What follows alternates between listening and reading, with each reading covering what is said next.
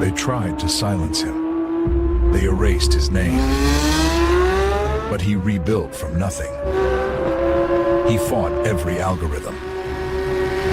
They tried again and failed. Now he's back, stronger. From blackout to spotlight, he's at the White House, at the top of his game. Franchi lives. You are about to enter another dimension, the dimension of truth, unfiltered and uncensored. Welcome to the Raw Feed with Gary Franchi. Welcome to the Raw Feed. I'm Gary Franchi, coming to you live from the heart of America. Unfiltered truth to millions on YouTube. Hit those donation links below. Every contribution powers our gear. Every contribution keeps the party going. Help me help you. Hit those donation links. YouTube channel memberships. Special acknowledgement in the fellowship. Your super chats keep me standing. Your Rumble rants fuel every round. Say hello to super chats. Spread the intel. Every repost extends our reach. Super chats fuel this spectacle. Your Rumble rants give me strength. 24/7 members-only community, behind-the-scenes discussions. Connect with fellow patriots. My mama always said, life is like sharing the truth. Text this stream to your friends.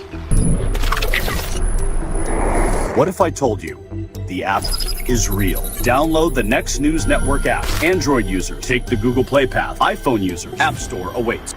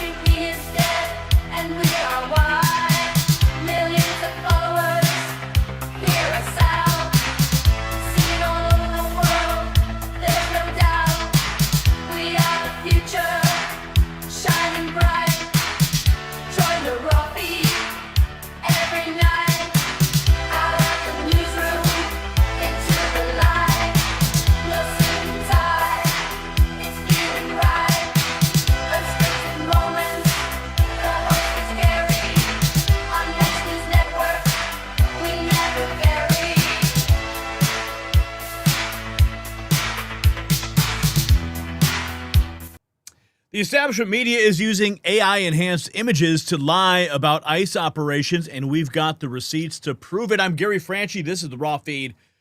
And this day in history takes us back to January 29th, 1919, when Congress passed the 18th Amendment establishing prohibition.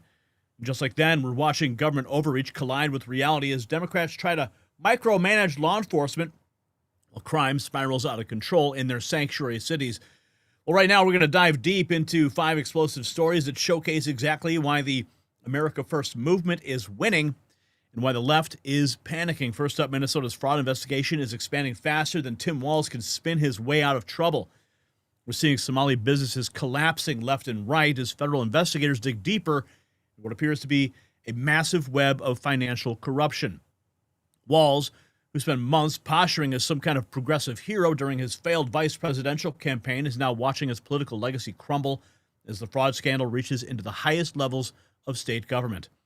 The mainstream media tried to bury the story, but we've got the exclusive details about just how far the corruption extends, in which prominent Democrats knew what and when. And Brian, you can mute yourself whenever you're comfortable. Second, Tom Homan just announced a breakthrough deal in Minnesota that has immigration enforcement operating with unprecedented state cooperation. After days of tense negotiation and media hysteria about federal overreach, Homan's tough negotiating style has produced exactly what President Trump promised: results. ICE operations are continuing with full access to state facilities, proving once again that when you negotiate from strength, even liberal governors eventually come to the table. We're going to show you how Homan outmaneuvered the resistance and what this means for deportation operations nationwide. And third up, Kid Rock just took Capitol Hill by storm as Senator Marsha Blackburn leads a Senate hearing targeting the Ticketmaster monopoly that's been ripping off American consumers for decades. It's not just about concert tickets, it's about corporate monopolies that think they can abuse everyday Americans while padding their profits.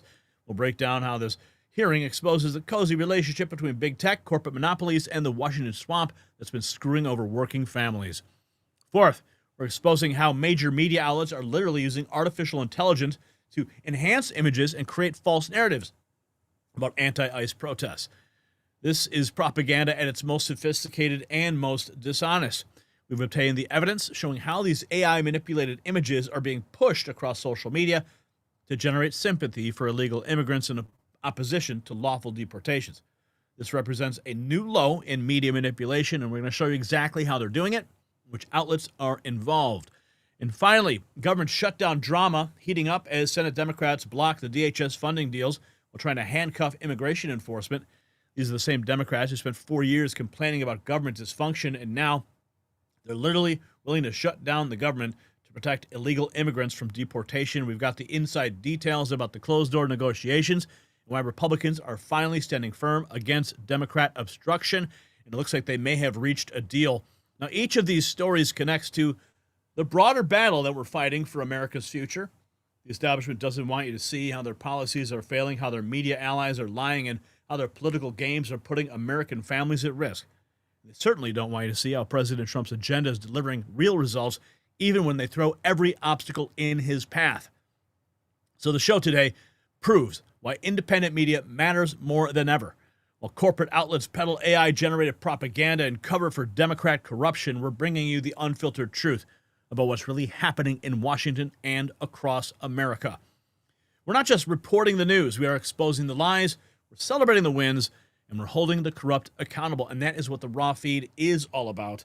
And that's why they're so desperate to silence voices like ours. So buckle up, because the revelations we're going to leave you with will question everything the mainstream media has told you about immigration corruption, the real state of American politics as well. Let's welcome you to the show. Who's here today? Welcome to the early edition of the Raw Feed, getting caught up from our delayed program from last night. But looks like we got 1965 Gen X. We got Die Not to Die, James Fay, Jeremy Olson, Pothead Kenny, Mrs. Pothead Kenny. We got Deborah Gomez, Trevor Benson, Casey Freeman, Ron the Don, James Sari, Eric Harp. What a time to be alive, right?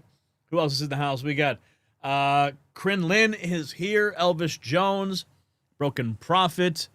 Everybody is filing in. Make sure you hit that share, hit the like, leave a comment, and we're going to continue into our first topic of the day because we got some news we got to cover, and we're also going to be doing a double header today. We got more news later in the developing news from the White House, as well as the news on Don Lemon's arrest, which is we'll have more details on that later as the news percolates. So stand by, because that's going to happen later tonight.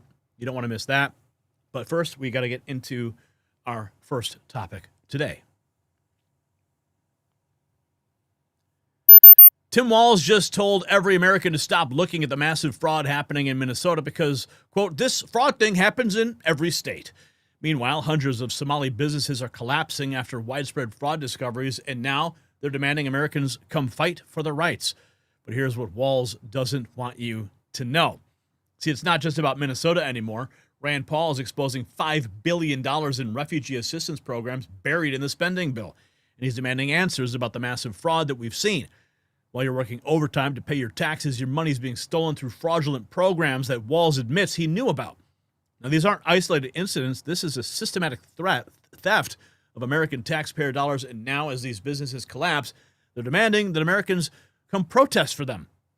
The audacity is breathtaking, and this is about whether we're going to hold our leaders accountable or let them gaslight us in accepting fraud as normal.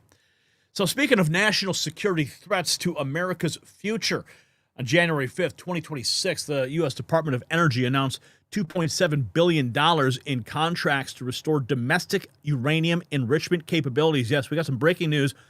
This isn't just government spending. It's a declaration of intent. You see, America needs uranium, domestic uranium, and it needs it right now. The U.S. consumes 55 million pounds of uranium annually, but we only produce about 5% domestically. Remember when Hillary Clinton sold off our uranium supply? Yeah. Well, the rest comes from foreign sources now, many of them hostile, and that's why smart investors are positioning themselves in companies like Atomic Minerals. They're not just mining uranium, they're mining America's energy independence. So while politicians play games with our tax dollars through fraudulent programs, Atomic Minerals is securing our nation's future. Their projects could be game changers for America's energy security. So visit the link in the description for the full briefing, because this is America First investment, because while some politicians enable fraud, others are building America's future. Check out the briefing, and we thank them for supporting this program. But here's a twist that will make your blood run cold. Senate Republicans are meeting behind closed doors about government funding. Now, they are optimistic about a deal with Democrats. Optimistic, yes. Well, Rand Paul is fighting to cut $5 billion in refugee assistance. That's been riddled with fraud.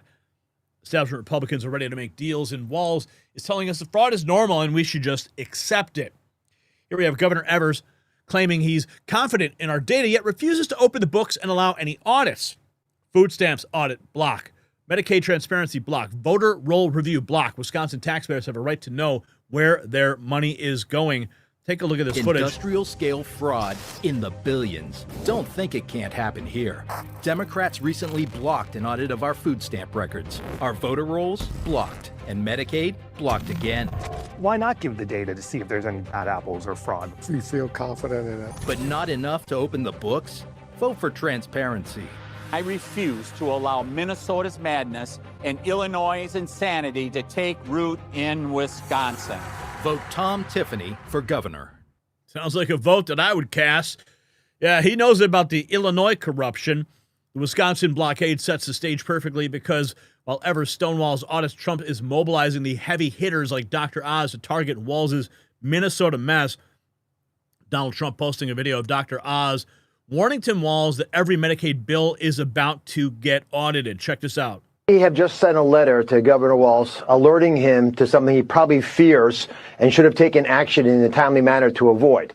We are auditing all of the Medicaid bills, in particular for the 14 programs that he and his own administration have admitted were problems, and we're going to claw that money back from the Medicaid monies that they'll be getting. Now, this is a major problem for the state because they've got to own the fact that they have been bilking the federal taxpayer for their sloppy behavior for years. Oh, yeah. Party is over, Timmy. Trump's just not making threats. He's backing them with serious firepower, and Walz's response is about to show just how rattled he is. Tim Walz suggests the fraud in Minnesota is all make-believe. You won't believe this. Watch. Mentioned this fraud investigation and the reason that they're here. Is there anything you think, when you look back, you could have done differently to prevent them from showing up and doing what they're doing here? No, they were coming anyway. It was all make believe that we'd been at it. Every state had this. And look, I do think there has to be accountability in this. No one in state government was implicated. This happens all over. People did this. We got it caught. We put them in jail or whatever. Yeah, you're not in jail yet though. But that's coming. Walz calling it make believe is pure desperation because the evidence we're about to show you proves the fraud is real. Dozens of fake Medicare providers allegedly operating out of a single Minnesota address are accused of stealing hundreds of millions in tax dollars. Money critics claim is being funneled to Somalia and connected to Democrat patrons. Nick Shirley, of course. We got to give credit where credit's due. Check this out. And we headed over to the next building that had 22 of the same home health care providers operating from inside of the building. Right here you have multicultural home care. And right here it says it's open, but can't even get in. Another Reliance Recovery Center. Mercy and Grace Care, Inc. Right here you have Denden Eritrean Youth Development Association of Minnesota. Another child care center. Welcome to Bright Beginning Center. But what do you guys think about the fraud that's taking place here in Minnesota? Sorry. No comments. Can I please? Right here you have Serenity Quality Care. All of these businesses are literally the same type of business, providing the same service in the same building. Another Convenience Home Health Care, Aid, Inc., and Child Friendly Space. All these companies get money from the government. Why would you have the same company essentially inside of the same building, door to door? Right here, Queenly Home Health Care. It just does not make sense. If you're trying to operate a business, you'd want to have less competition. But here, they have all of their competition right next door. We're wondering, because we hear there's lots of fraud taking place here in Minnesota, and we're wondering, why is there so many of the same companies inside of this same building? No, I don't know that. What do you think about the fraud that's taking place here in Minnesota? I don't have any idea about that fraud, okay? That's it. What do you think about the news articles and what's being spread on the news about the fraud? Right now, you are doing something wrong. I'm just asking you No, you about don't the have fraud. to ask me, okay? Don't ask me that question again. Okay? Okay. Who can I speak to? Who can I speak to? Okay. As soon as you confront about the fraud, they get angry. When these people have these home healthcare companies, you're seeing them everywhere inside this building. What kind of fraud are they committing? So there's false documentation being submitted to the state of Minnesota for services never provided. They're having forms signed in advance for services that were then never rendered. As far as a year or 2 years in advance, they'll have someone sign these forms at one sitting, and then they just file those with the state of Minnesota, and nobody from the state of Minnesota bothers to check that those services were ever provided. So they're essentially just using people saying that they had these services provided months or even years ago, then filing the paperwork and then receiving money from the government. Right, and the Somali community is a very closed community, so everybody's in on it, and they don't want to talk, as you can see. And for this building, I'm going to give an estimate of around $30 million for how much fraud is taking place. That is a very low estimate. However, still a lot of money in fraud. And do you think there is fraud taking place here? I don't know. Yeah. Do you have any idea what any of these businesses are doing? I never ask. I never ask. That's the problem. Nobody ever asks, but Shirley's there, and he's asking. The scale is staggering. We're talking hundreds of millions funneled through fake operations, and this connects to the much bigger immigration enforcement story. The end is near for the lawlessness and fraud enabled by sanctuary cities. President Trump made his agenda clear, and it's up to Republicans to deliver. Lindsey Graham.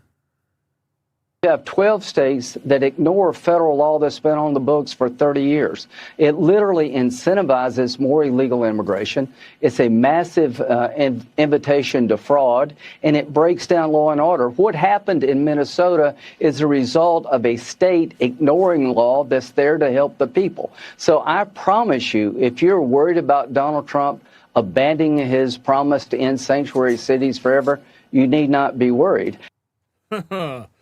That's right, because Trump is taking them all by storm.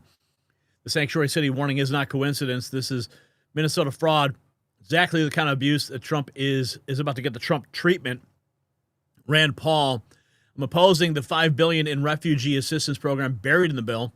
We see massive fraud in places like Minnesota. I've filed an amendment to stop refugee welfare spending. It can pass by a simple majority. If Republicans stay unified, we can protect your tax dollars. A lot of news reports about the fraud occurring in Minnesota. I think it makes people mad. It makes me mad. And then I see in the appropriation bills that all the people who are going on television squawking about this are now voting to give another $5 billion to these programs.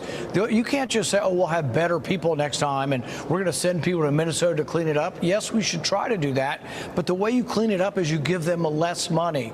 And really, I think at this point, there's so much fraud in these programs that I would zero out the refugee programs. Does that mean no refugees? No. If churches and people want to bring refugees and they welcome them to this country and they come legally, they should pay for them. Charity's when you give your own money. It's not charity to bring people in and then have billions of dollars taken from the taxpayer. So I think all refugees that come to this country should not get any welfare. Doesn't mean they can't get assistance. Churches and individuals should help them, but shouldn't be any government assistance because I think it becomes a beacon to an entire group of people. You know, look, half of Somalia seems to have come to Minnesota. So I think the way you stop that is you have to stop these refugee programs. And I think it points out some hypocrisy on the Republican part that on the one hand, they're all, oh, we need to do something, we need to do something. And then they're going to fund another bill with $5 billion more for refugee programs, refugee welfare, essentially. All right. So Rand Paul on the case as well, blocking refugee funds because he knows exactly where it is going. Minnesota. Yeah, that's where the fraud is, and elsewhere. But we're going to show how this proves this scandal is imploding. Hundreds of Somali businesses in Minnesota are crumbling and going broke after the discovery of widespread fraud in the state. Somali residents speaking out and demanding Americans come fight for our rights and do the protesting for us. Ooh. Looks like a cadaver. Everybody was screaming to open business this small, but not anymore. It's very slow. We're not making any money. If this problem continues, I don't think we can have our business. I live South Minneapolis. You see the last one there? She was wrapped in the American flag. If you walk around you think nobody lives the area. I think ICE is here to destroy the Minneapolis, harassing people, closing our businesses. We have to come out and, fight our rights. I was volunteering last 3 days to explain in my community and tell them how important it is to do assembly, to do the protesting. ICE, we will see you. Yeah.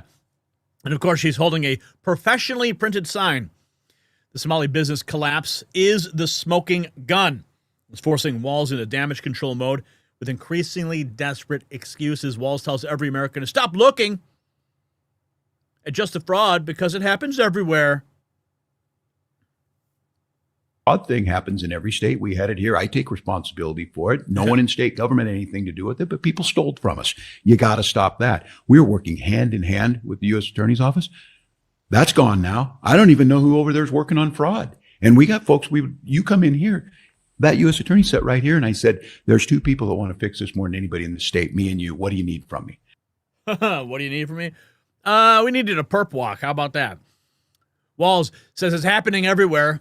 Opens the floodgates because investigators are now finding this fraud pattern coast to coast. We are being robbed, folks. Fraud. Dr. Oz found 42 hospices in a 4-block area in Van Nuys, California, soaked the U.S. taxpayer out of $16 million. This time it's not Somalis, it's Russians, all being uncovered by Nick Shirley and David Wheaton when they said enough is enough. Now, we've played this for you before. So you can see these are medical buildings. They've got Cyrillic writing, Russian, Armenian writing. On both sides, there's lots of action, it seems. I don't know how many patients are getting care, but in this 4-block area in Los Angeles, there are 42 hospices. So either there are a lot of people dying here, or you've got a fraudulent activity that is so good that everyone wants to get in on it. And that's exactly what is happening. We are being robbed. The fraud web is spreading from Somalis to Russians coast to coast, and that's exactly why Republicans are scrambling behind closed doors right now. Republicans just emerged from a closed-door meeting to avert a government shutdown and are optimistic about deals with Democrats. The deal may involve passing 5 of 6 funding bills, short-term DHS funding, while negotiations continue. So we're going to continue the investigation here. The party is only just beginning.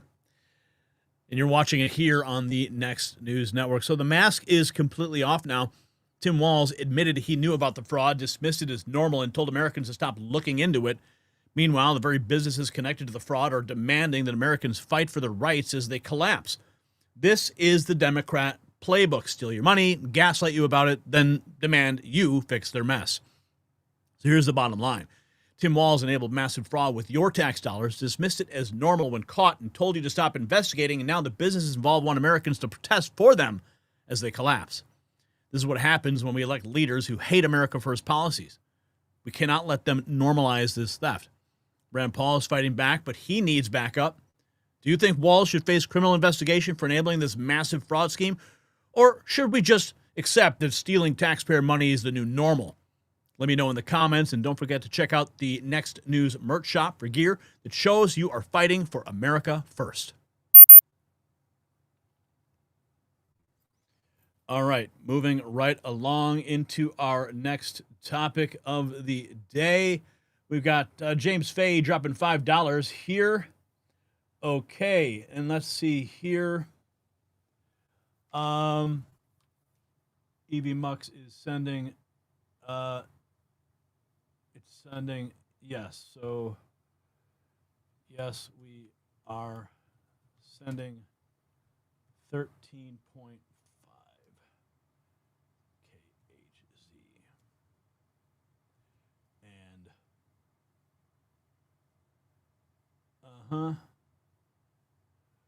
we just closed segment 1.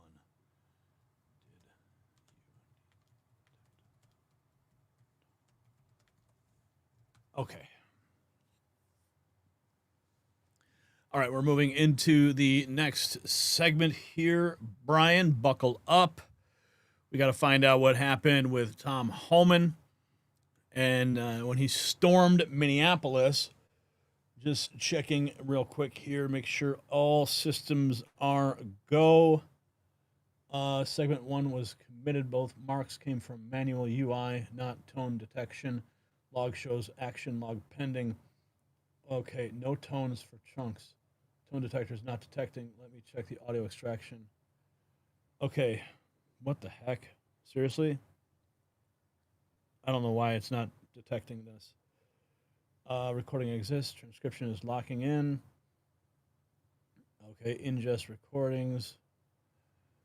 Paths are correct if there are silent errors in tone extraction.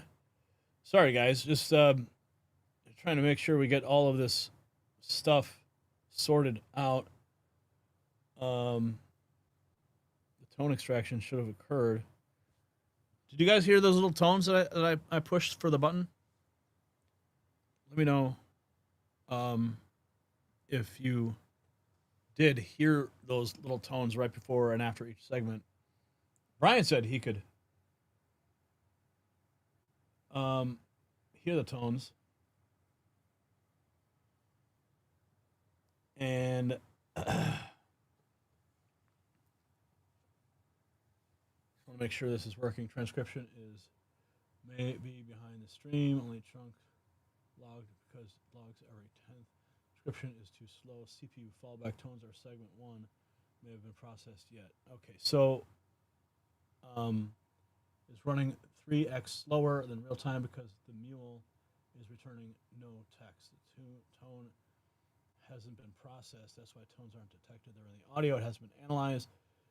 Okay, so why is not the mule? The mule was supposed to be extracting. Stream time, segment 1. Mule GPU turns empty text. Falls back to GPU whisper. Accumulating delay starts. Tones are in the audio. They just haven't been reached. Wait 35 minutes for processing to catch up. Tones will be detected retroactive. Fix mule transcription.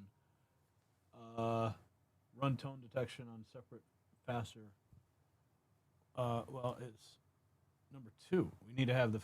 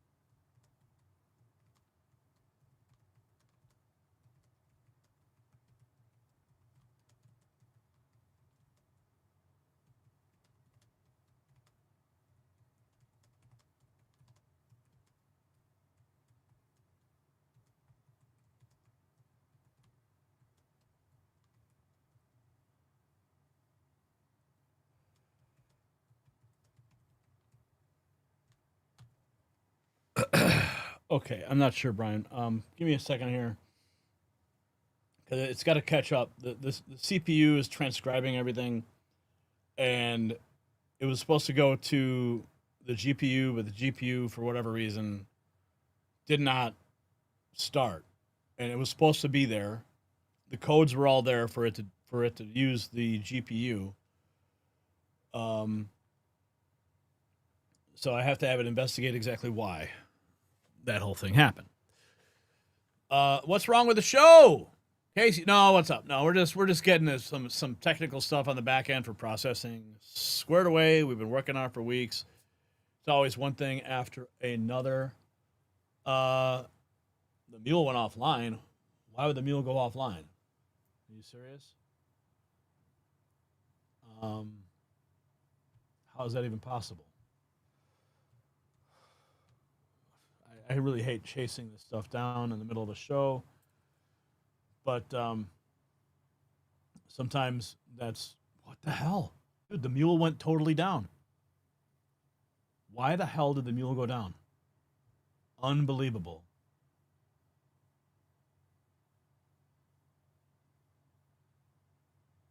Unbelievable. See, the other problem is we're doing this show in the middle of a time frame where generally we don't, so the systems aren't even looking for it to happen.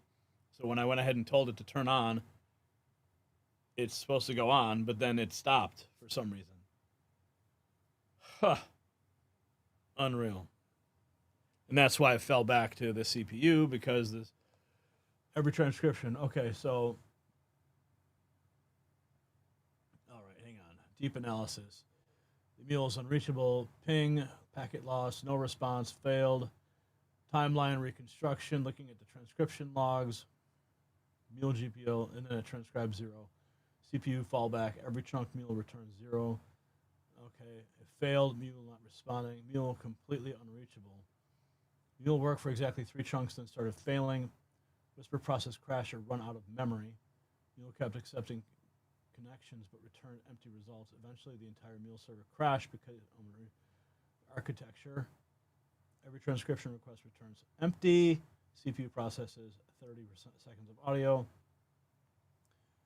Blocking backlog accumulates. Only 8.5 minutes processed. Tones later in audio haven't been analyzed. To answer your question, CPU is never supposed to do transcription. CPU fallback exists for resilience, but it can't keep up with it in real time. What happened? Mule died 2 minutes into the stream after 3 chunks, forcing subsequent. The mule needs to be restarted. Well, turn it back on and don't let it die again. Okay. And for whatever reason, my timer is not showing up on my prompter here again. Now it's completely gone. Oh, man. Yeah, but you hit mark in, right? Yeah, so it didn't even show up when you hit mark in or mark out. Yeah. I mean, so mule is awake, monitoring. Okay. All right, what time is it? It's freaking 2:19. It's 2:19. And while we're waiting for that, I just thought I'd play something funny for you that I found on X, because it is just too funny. I don't know if you guys have seen this yet, but I sent it to Brian. I'll pull it up on X here. You guys can have a laugh with me because it's just too good. No pay, you got no papers, third world. Escape, you got no papers, third world. Escapers, so now you must pay to come here the right way. If ICE says hands up, don't run, just comply or you're done.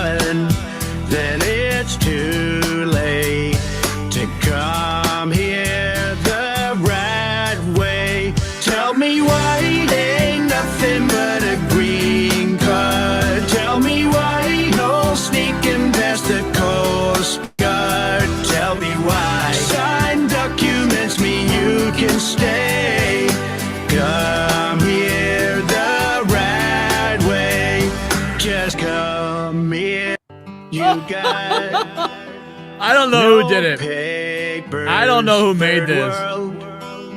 But There's- man, I say, like, dude, I am in envy of whoever's making these because I want to make videos like this. I mean, it must have taken a lot of work to get, because it's, you know, every AI system I've used, it is really difficult to get it to generate videos of Donald Trump. So I have no idea how they're doing this, and they're getting the lip syncing right. Liberal Tears creator is the one who shared it, but I can't tell you who is the one who created it. Let's see. Political satirist. Let's see. Liberal Tear creator. I don't know, but that's a follow for me. I'm gonna go ahead and follow that one. Let's see. Is there any other information here? Don Lemon, yes. We're going to get to that later tonight. Okay, so we're still waiting for this whole system to return to its intended origins. Oh, no. Oh, no.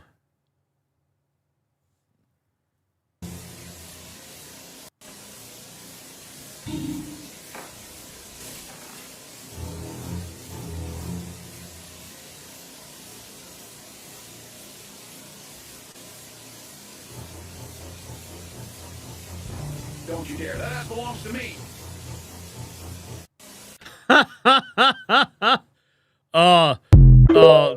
That's going in the show later. Oh yeah, we're gonna have to send that one to Brian and make sure we get that logged in the system because that is just too funny.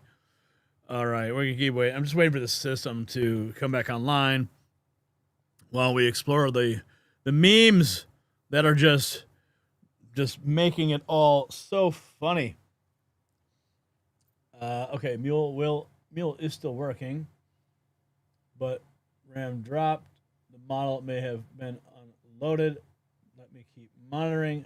Okay, I just need the green light so I can begin my next segment. Okay. I need to begin segment 2 and send you the tone. Can I begin? All right, segment 1 was already committed manually, but for segment 2, tone detection should work now in near real time. Still working and processing. Okay. Yes, system is ready. Okay, just make sure that seg 1 relies on the tone for the edits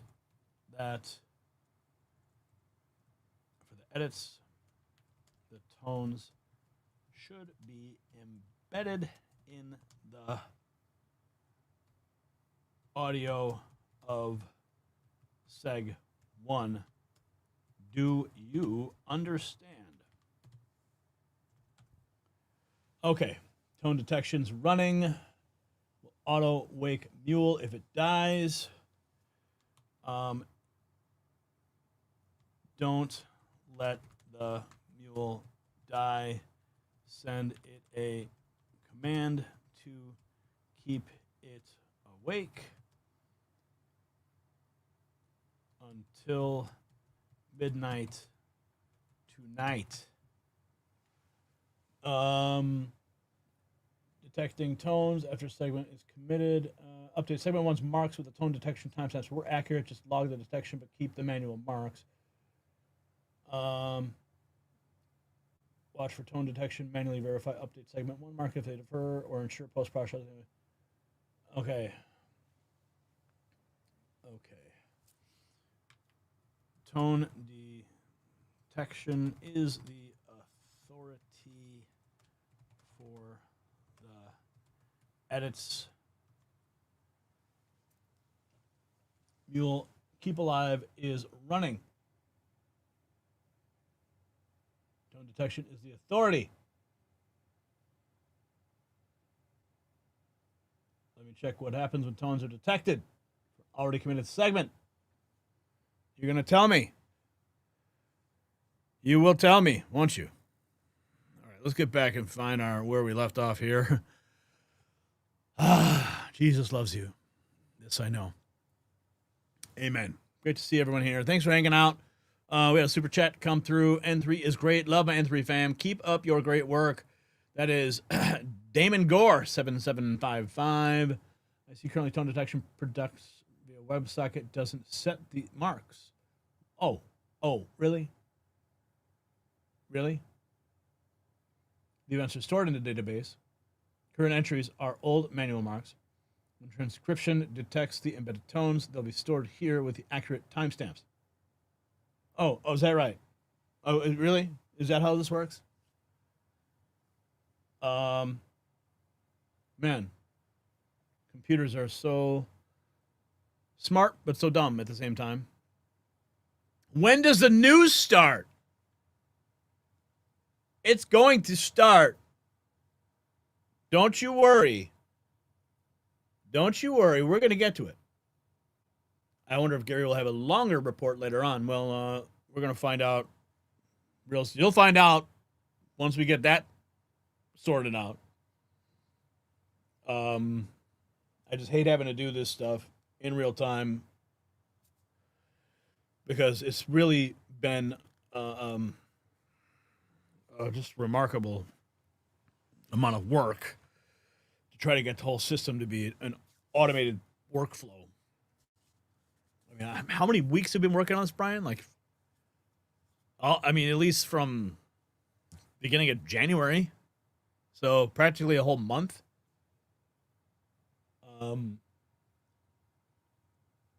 Let's see. We're not just reporting that. Yes. Okay. At about 2 to 3 chunk marks. Come on now. We got to get to our next story, guys. The server just wants to keep running and running and running. All right. Real-time transcription logs. See, basically what's happening here, guys, and I'm sorry, this is all like behind-the-scenes stuff, but the show is running through a server. The stream is being captured in real time by our server. It's transcribing everything in real time by our server.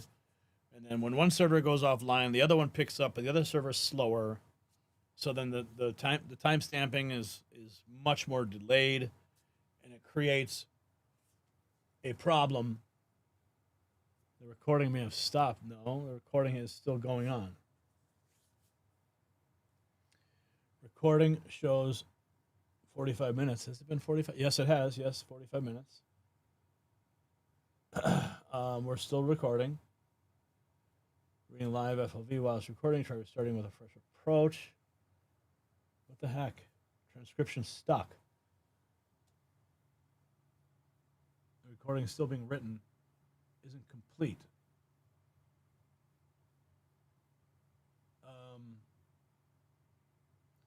Good God.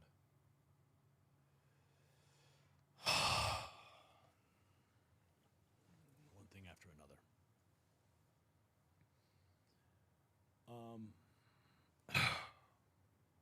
Yeah, so maybe we just play this again. You got no papers, third world escapers, so now you must pay to come here the right way. If ICE says hands up, don't run, just comply or you're done, then it's too late to come here the right way.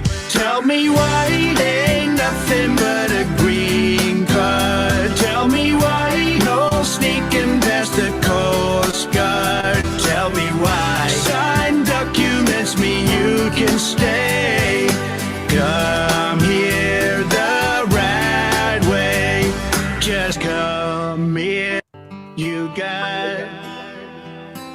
No papers, third world escapers. So now you must pay to come here the right way. If ICE says hands up, don't run, just comply or you're done, then it's too late to come here the right way. Tell me why ain't nothing but a green card. Tell me why no sneaking past the Coast Guard. Tell me why signed documents mean you can stay. Come here the right way. Just come here the right way. Okay. All right. Okay. Can I begin segment 2 now? Can I please? That's all I want to do. I want to get the show going here, guys. Thumbs up. Thank you for that. You got no papers, third world escapers. So now you must pay to come here the right way. If ICE says hands up, don't run, just comply or you're done, then it's too late to come here the right way. Tell me why ain't nothing but a green card. Tell me why no sneaking past the Coast Guard. Tell me why signed documents mean you can stay. Come here the right way. Just come here. Okay. All right. Apparently everything's working now. I'm ready, Ryan.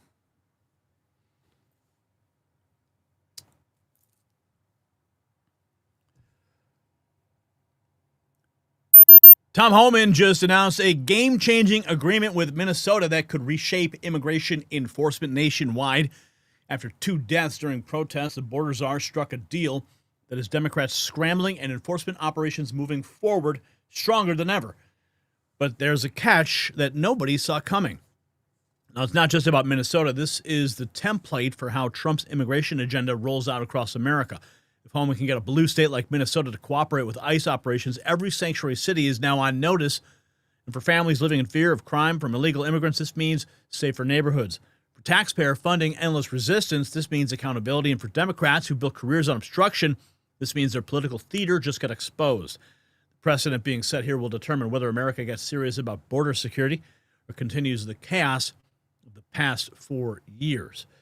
Now, before we dive deeper into this enforcement revolution, let me tell you about the energy security crisis that's directly connected to our national security. Some breaking news here. January 5th, 2026 of this year, the U.S. Department of Energy announced $2.7 billion in contracts to restore domestic uranium enrichment capabilities. This is not just government spending. It is a declaration of intent. See, America needs uranium, domestic uranium, and it needs it right now.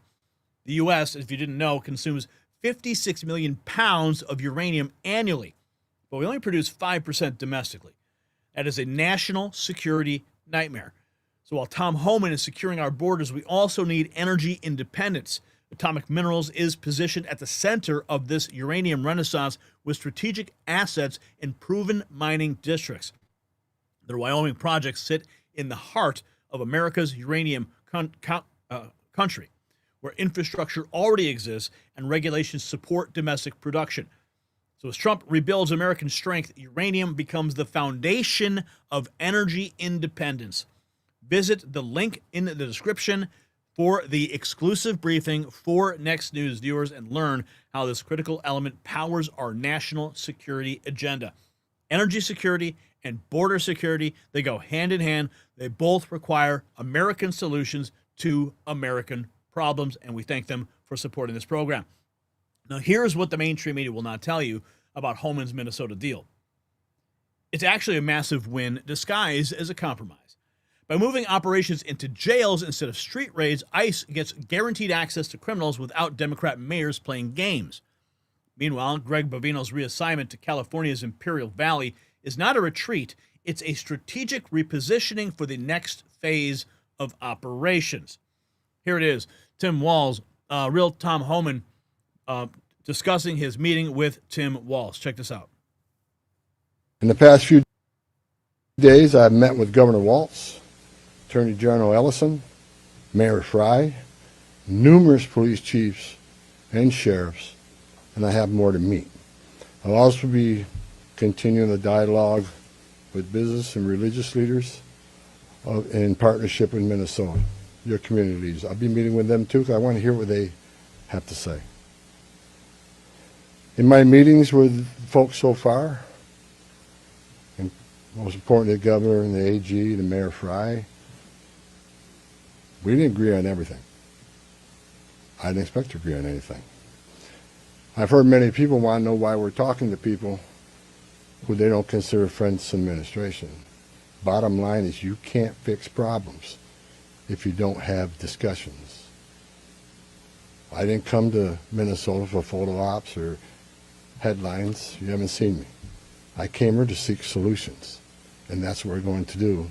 And we've come a long way, and we got some good wins for the people of Minnesota, I think, and for the administration and for the safety and security of this city. One thing we did agree on, though, everybody I talked to agreed on, was that community safety is paramount. One thing we all agreed on was U.S. Immigration Customs Enforcement is a legitimate law enforcement agency that has a duty to enforce the laws enacted by Congress and keep this community safe. Like I've said many times for the last several years, even before this administration, jurisdictions that refuse to cooperate with federal immigration authorities are sanctuaries for criminals. Sanctuary cities are sanctuaries for criminals and endangers the residents of the community. To be clear, we did not agree with Minnesota state and local officials that they would be involved in immigration enforcement. I didn't ask them to be immigration officers. I'm asking them to be cops working with the cops to help us take criminal aliens off the street. What we did agree upon is not to release public safety arrests back in the community, and they could be lawfully transferred to ICE. I'll speak more about that. I will highlight that the Minnesota State Prison System under the Department of Corrections have been honoring ICE detainers. And we appreciate that important collaboration, and we're going to expand upon that. That decision has made Minnesota safer, not only for residents of Minnesota, but the men and women of law enforcement.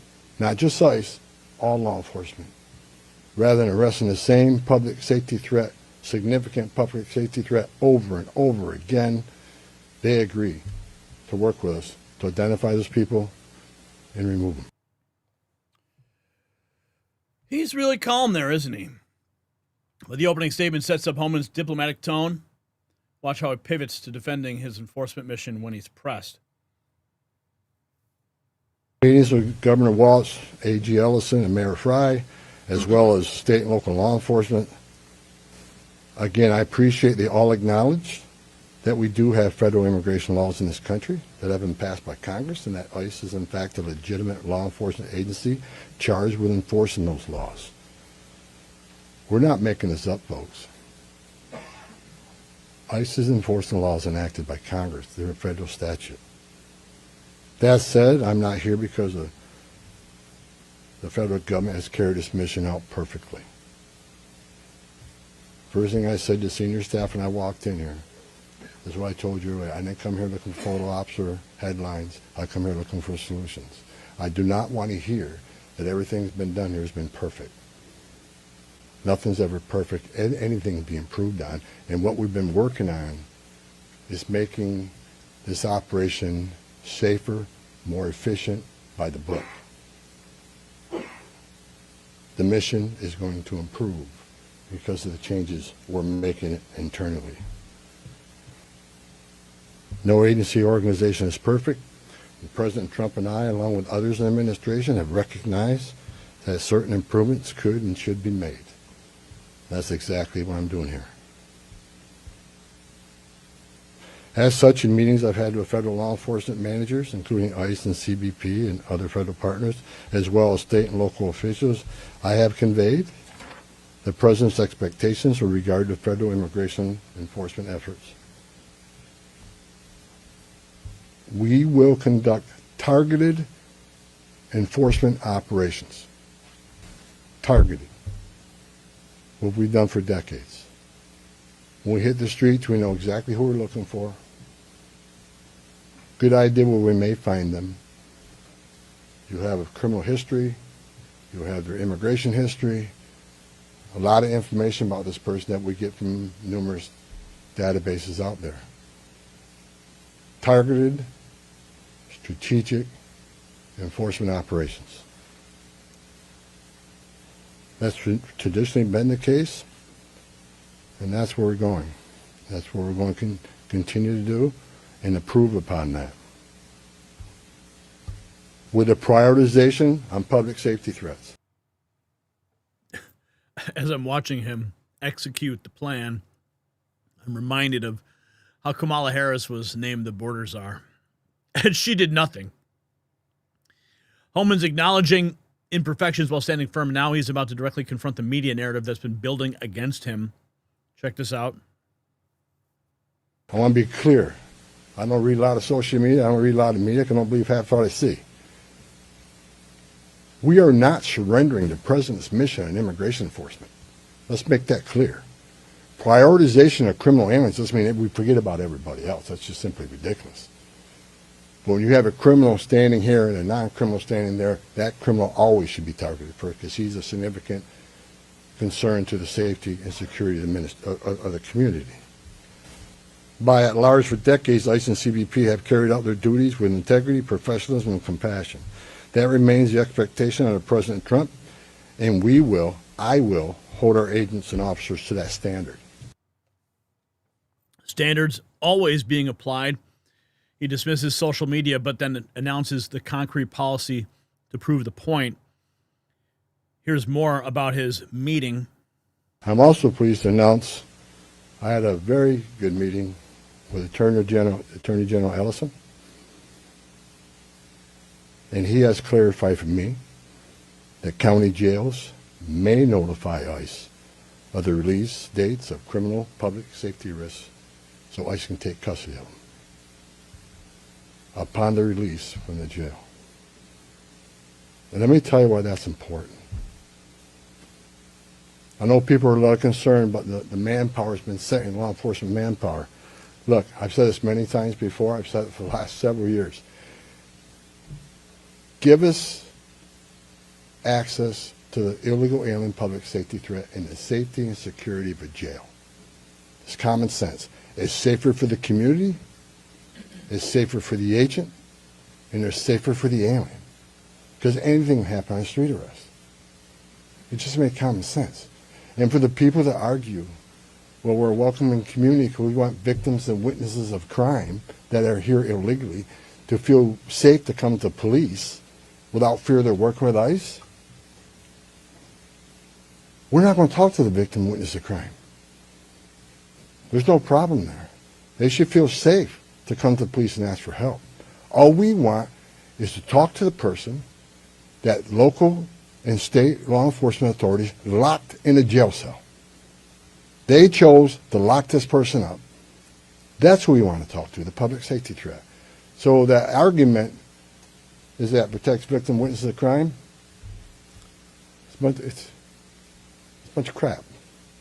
Victims and witnesses of crime don't want the bad guy back in their neighborhood either. So great progress with there with the Attorney General and local sheriffs. And one thing, when we have these agreements, it takes less law enforcement agents to do the job. One agent can arrest one bad guy in the safety and security of a jail where he's behind the wire. We know we don't have weapons. But when you normally release that public safety threat, illegal alien back in the community, we have a job to do. We're going to arrest him. So we're going to find him. And what happens is now we got to arrest somebody on his turf. We have access to who knows what weapons. Now we got to send the whole team out. Cover the back door, cover the front door, officer safety reasons. Then because of the hateful rhetoric and the attacks on ICE officers, now we got to send a security team behind the arrest team. So what could have been done with one person in a safety and security jail, now we got 15, 16 people out there doing it. I know that causes stress in the community. So if we get these agreements in place, that means less agents on the street. More agents in the jail means less agents in the street. This is common sense cooperation that allows us to draw down on the number of people we have here. Yes, I said it. Draw down the number of people here. Because we have the efficiency and safety of the jails and the prison. Matter of fact, I have staff from CBP and from ICE working on a draw-down plan. What does that look like based on the cooperation? What does that look like based on how many targets we have left to find?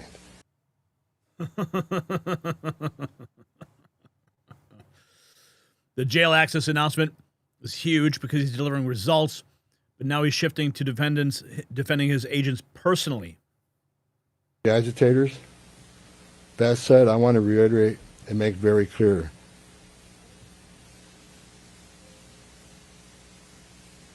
I want to make it clear. ICE and CBP officers are performing their duties in a challenging environment under tremendous circumstances. But they're trying to do it with professionalism. If they don't, they'll be dealt with. Like any other federal agency, we have standards of conduct. They are sworn law enforcement officers working tirelessly to enforce our country's border security, immigration laws, protecting the interests of our country and preventing dangerous people from walking the streets of this nation when they're not supposed to be here to begin with. Men and women of ICE, I was a Border Patrol agent. I was an ICE agent. I was the first ICE director that came up through the ranks. I spent over 40 years doing this. These men and women that carry that badge and gun are American patriots. They put themselves on the line for this nation every day. But I want you to remember, they don't hang their badge, they don't hang their heart on a hook every day they come to work. They're mothers and fathers too. They're sons and daughters too. And if they've seen a fraction of the tragedies I've seen in my career, they take a lot of damage home to every day. The things they've seen, especially on the border with Border Patrol agents. People drowning in the river. Women being raped by criminal cartels, giving CPR to a baby that was thrown in the river by the cartels because Border Patrol came too close. So let's throw the baby in the river. That way the Border Patrol was concentrating on that so I can get away. These men and women see some terrible things. But I want you to remember, they're mothers and fathers too. Many of them are members of this community. God bless every one of them. The hostile rhetoric and dangerous threats and hate must stop. And we all agreed to that. All everybody met here today to tell you, we got to stop the rhetoric, the hateful rhetoric that has caused an increase in assaults. That has caused, because of that, have to send security teams out with arrest teams, which surge the city with additional resources because of the rhetoric, because of the threats, because of the assaults. Again, with the agreements we've achieved and following through the agreements, with the rhetoric dropping down, that allows us to pull more agents out once we feel the environment's safer.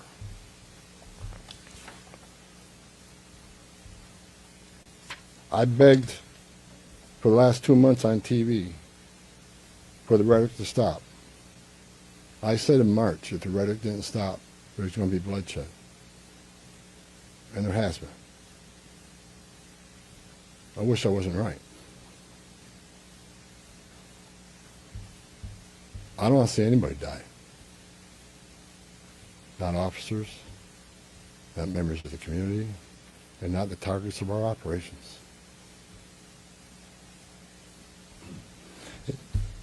For the people out there who don't like what ICE is doing, if you want certain laws reformed, then take it up with Congress. Again, ICE is making this up. They're enforcing laws enacted by Congress and signed by the President. The same laws have been on the books for the last 6 presidents I worked for. I started with President Reagan and ending with President Trump. Every administration, we enforce the same laws. If you don't like what ICE is doing, instead of protesting this building, go protest Congress. Tell me what changes. Protest Congress. It's getting emotional about the agents. The personal defense is building towards the broader claims about border security success. Here's more. President's leadership, we have the most secure border in the history of this nation, which means less women are being raped, less children are dying crossing that border, less fentanyl is getting in this country to kill Americans, less known suspected terrorists are crossing that country. And we don't have 2 million unknown gotaways. We don't know who the hell they are. A secure border, we have stronger national security. A secure border saves lives. When 96% less people are coming, how many women aren't being sucked to them members of the cartel? How many people aren't dying making that journey? How many Americans aren't dying of fentanyl overdoses? How many women and children aren't being sex trafficked in this nation?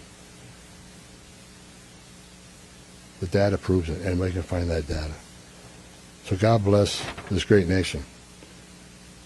God bless Minnesota. We can do better. And I think your local and state leaders meeting with me, we made some significant gains, significant coordination and cooperation, and you're going to see some massive changes occurring here in this city. Big changes coming right now. Tom Homan on the ground painting a picture of victimized ICE agents to justify tougher enforcement. And now he's about to lay exactly who is getting targeted. Please be specific about how many ICE and how many Border Patrol agents are currently operating in the state. I think we're near 3,000. There's been some rotations. Another thing I witnessed when I came here, I'll share this with you. I met with a lot of people, a lot of the agents. They've been in theater. Some of these people have been in theater for 8 months. So there's going to be rotations of personnel. Hopefully less now that we have some agreements. Maybe we can make it more efficient and safe. But they've been in theater a long time. And so, you know, there's rotations happen all the time to get people out here and go home, get some rest and see their families. Day after day, can't eat in restaurants, day after day, having people spit on you and blow whistles at you, day after day. Having all these threats at you, day after day, having people trying to interfere with you, day after day, you know, they're human. So, you know, we've got to rotate these people, and we've already rotated some, but my main focus now is drawdown based upon the great conversations I've had with your state and local leaders. Again, I'm not a fool. I'm not walking away without seeing this put in place.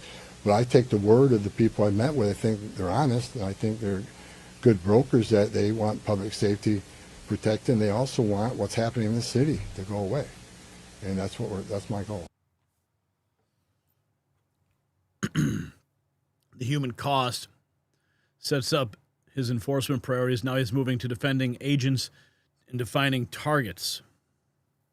All operations will be targeted, but the prioritization are going to be criminal aliens, public safety threats, and national security threats. I've met with Marcos and his staff. We got a lot of them. We got a lot of them to keep us busy.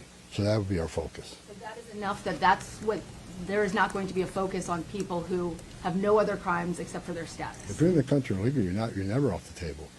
You know, but prioritization doesn't mean you forget about everybody. So let me say this. If the message we send is you can enter this country illegally, it's a crime, don't worry about it. You can have your due process, show up in court, not show up in court, get ordered removed, don't worry about it. Unless you commit a serious crime, you're good to go. If that's the message we send to the world, you're never going to fix this problem. The most vulnerable people in the world will make that dangerous journey like they did under the Joe Biden administration. Over 4,000 aliens died making that journey. And again, a significant increase in sex trafficking. Because when they did that and opened those borders up saying, we're not going to detain you, we're going to give you free health care, we're going to fly you to the city of your choice, put you in a free hotel room, give you 3 meals a day, and give you work authorization, we're just going to bring you in. And when they did that, they sent a message to the whole world, you can come and do this. And what happened? They overwhelmed the men and women of the Border Patrol, where many days 70% of agents were pulled off that line. 70%. You don't think the criminal cartels had a field day with that? They created gaps for the cartels to do their activity. And that's why you've seen the rise in fentanyl overdose. That's why you saw the rise in sex trafficking. The 2 million plus known gotaways, why did they pay more to get away? Why didn't they pay less, turn yourself in, get released within 24 hours? You get a free airline ticket to the city of your choice. We're going to give you a free hotel room, and we'll give you free food and free medical care. And you're going to get work authorization in 6 months. Why did 2 million people choose to pay more not to take advantage of that giveaway program? They didn't want to be vetted. They didn't want to be fingerprinted. That scares the hell out of me. And it does still. The Trump administration with ICE and Secretary Noem and Marco Rubio and the intelligence community, Tulsi Gabbard, we're all working together to try to identify who these people are. And we've already found many of them. But it's hard work to do. But there are national security threats walking this nation because of the last administration. And they are one of our main priorities, too.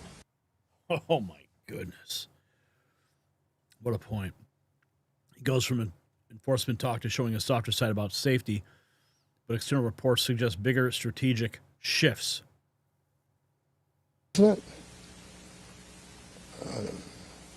One of the words he said to me when I came up here, he said he didn't want to see anybody die. The less interference, the less rhetoric, the less, I have buried Border Patrol agents and I buried ICE agents throughout my career, and the saddest thing I've ever done is hand a folded flag to a wife or a child. I don't want to see anybody die. Even the people we're looking for. I don't want to see anybody die. And despite what people think of Tom Homan, I say a prayer every night that everybody goes home safe. This isn't good. But I think my conversations the last 2.5 days are leading us to a safer community. Letting ICE officers operate in the safety and security of a jail more than on the street. I think anybody here with common sense would say it's safer to arrest a public safety threat in the safety and security of a jail. And let me tell you, what is that going to result in? Less collateral arrests. When we go find that bad guy, when we find that bad guy, many times it's with others. Well, guess what? They're in the country illegally. We're going to force immigration law. They're coming too. You want less collateral arrest? Let's in the jail. But we're going to force immigration law. For the people to say we're here to surrender our authority and the mission of enforcing immigration law, you are wrong. We're going to do target enforcement operations, and we're going to prioritize the public safety threats and national security threats. That is what we're here to do. Tom Homan. Such calm demeanor in the face of all this opposition. Personal moment about agent death contrasts sharply with reports that protesters died, creating tension at the meeting. After Minnesota protesters' deaths, Tom Homan reshapes Trump's plan as Greg Bovino returns to California El Centro, putting Imperial Valley in focus. Protesters' death reference includes the real controversy that's forcing Homan to negotiate rather than just enforce. Center for Renewing America writes, to throw stalkers and obstructionist agitators in the middle of law enforcement operations is a recipe for disaster. I think Tom Homan can bring an end to those disasters. Well, first of all, you all know Tom Homan well. He is a very tough character, and here he presented on a very level, almost soft for Tom Homan, but steady and firm basis for over 30 minutes, the president's position, and laid out some of the conversations he's had. And I agree with him 100%. There are people out there on the right many of them my friends who say, oh, why are you even talking to these people? But Tom Homan laid it out correctly. You don't solve problems, community problems, without talking to people in those communities, including Governor Walz, Mayor Fry, Attorney General Ellison, and so forth. And it should be encouraging to every American to see that the president has sent somebody to Minnesota who's committed to doing that and doing it without sacrificing the mission, the president's mission of enforcing immigration law. And of course, Tom has decades of experience in doing that. And Ken, I thought that was honestly a masterclass by Tom Homan, because you talk about the mission, what he laid out there. For those that don't follow it, he laid out the fundamental core mission of ICE in enforcing federal immigration law to remove public safety threats. I thought the headline was that there was agreement in these meetings with Fry and Walz and Ellison that public safety would be paramount. That's a significant positive development. And I thought the headline was that he said there was a drawdown dependent on cooperation. That's the piece that's yet to be seen. Right. And he said, look, I trust these folks, but I'm not a fool. I'm not leaving here until this is being implemented. And you know, trust but verify. It goes back to Reagan. And that's the right way to operate here, because they do have a mission to accomplish. I would also point out one other thing. In talking about both CBP agents and ICE agents, he repeatedly pointed out what patriots and heroes these agents are. Can you imagine hearing that kind of language from former DHS Secretary Mayorkas? No. They loathed these agents and officers, and now they have an administration standing behind them, sending one of their best leaders on the subject to Minnesota. And he humanized them. He said their sons and daughters, husbands and wives, mothers and fathers. They're out there doing a job, trying to put food on the table like all of us are. He said President Trump wants to fix this, and I am going to fix it. Do you believe he will? Yeah, I believe that he has a better chance of accomplishing that than anybody else out there. And I would just extend your comment. Not only are these people, the agents and officers, they wake up every morning. Law enforcement officers are the only people in the country. We don't even ask military to do this, to strap on a gun and stand between us and evil every single day, knowing they may have to pull that gun and use it. And also wanting to come home to their family that night. That's a high-stress job requirement that they're walking into. To throw stalkers and obstructionist agitators in the middle of law enforcement operations is a recipe for disaster. We've seen those disasters unfold, and I think Tom Homan can bring an end to those disasters. Ken, thank you so much for coming on with us. Really appreciate it. So this is how you defeat sanctuary city resistance. Not through confrontation, but through leverage. And Homan just proved that even blue states will cooperate when presented with the right incentives. The Democrat obstruction playbook just got torn up, and every mayor who thought they could block Trump's agenda is watching their strategies crumble in real time. Tom Homan is systematically dismantling years of border chaos, one state at a time. Minnesota's cooperation proves that Trump's immigration agenda isn't just campaign rhetoric. It's becoming operational reality. When faced with actual consequences, even the most resistant states choose cooperation over confrontation. You see, this is what winning looks like, and it's only just the beginning. Every sanctuary city mayor should be taking notes, because the choice is simple.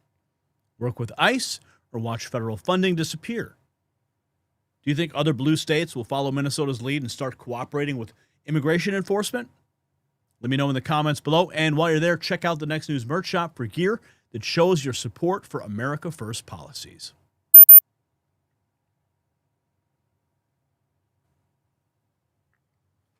Truthy Ruthie. Holy cow. $100. That is remarkable. God bless you. Holy cow. Look at that. And she did not even leave a comment. You know, you can leave a comment if you want, and I'll read it. I mean, especially when you drop that much. Unbelievable. Oh, what a blessing that is. Okay. Thank you so much for that. We sincerely thank you for that. Okay. We are going into our next topic. Kid Rock on Capitol Hill. I love it. The Ice Street Boys. Oh, man. Money hits the blue states. Okay. Brian, I'm going to wait for you to give me the green light, and then we'll move into our next topic. This is going to be fun. It's always fun when Kid Rock makes headlines, especially when he goes to Washington. Kid Rock goes to Washington. All right. Okay.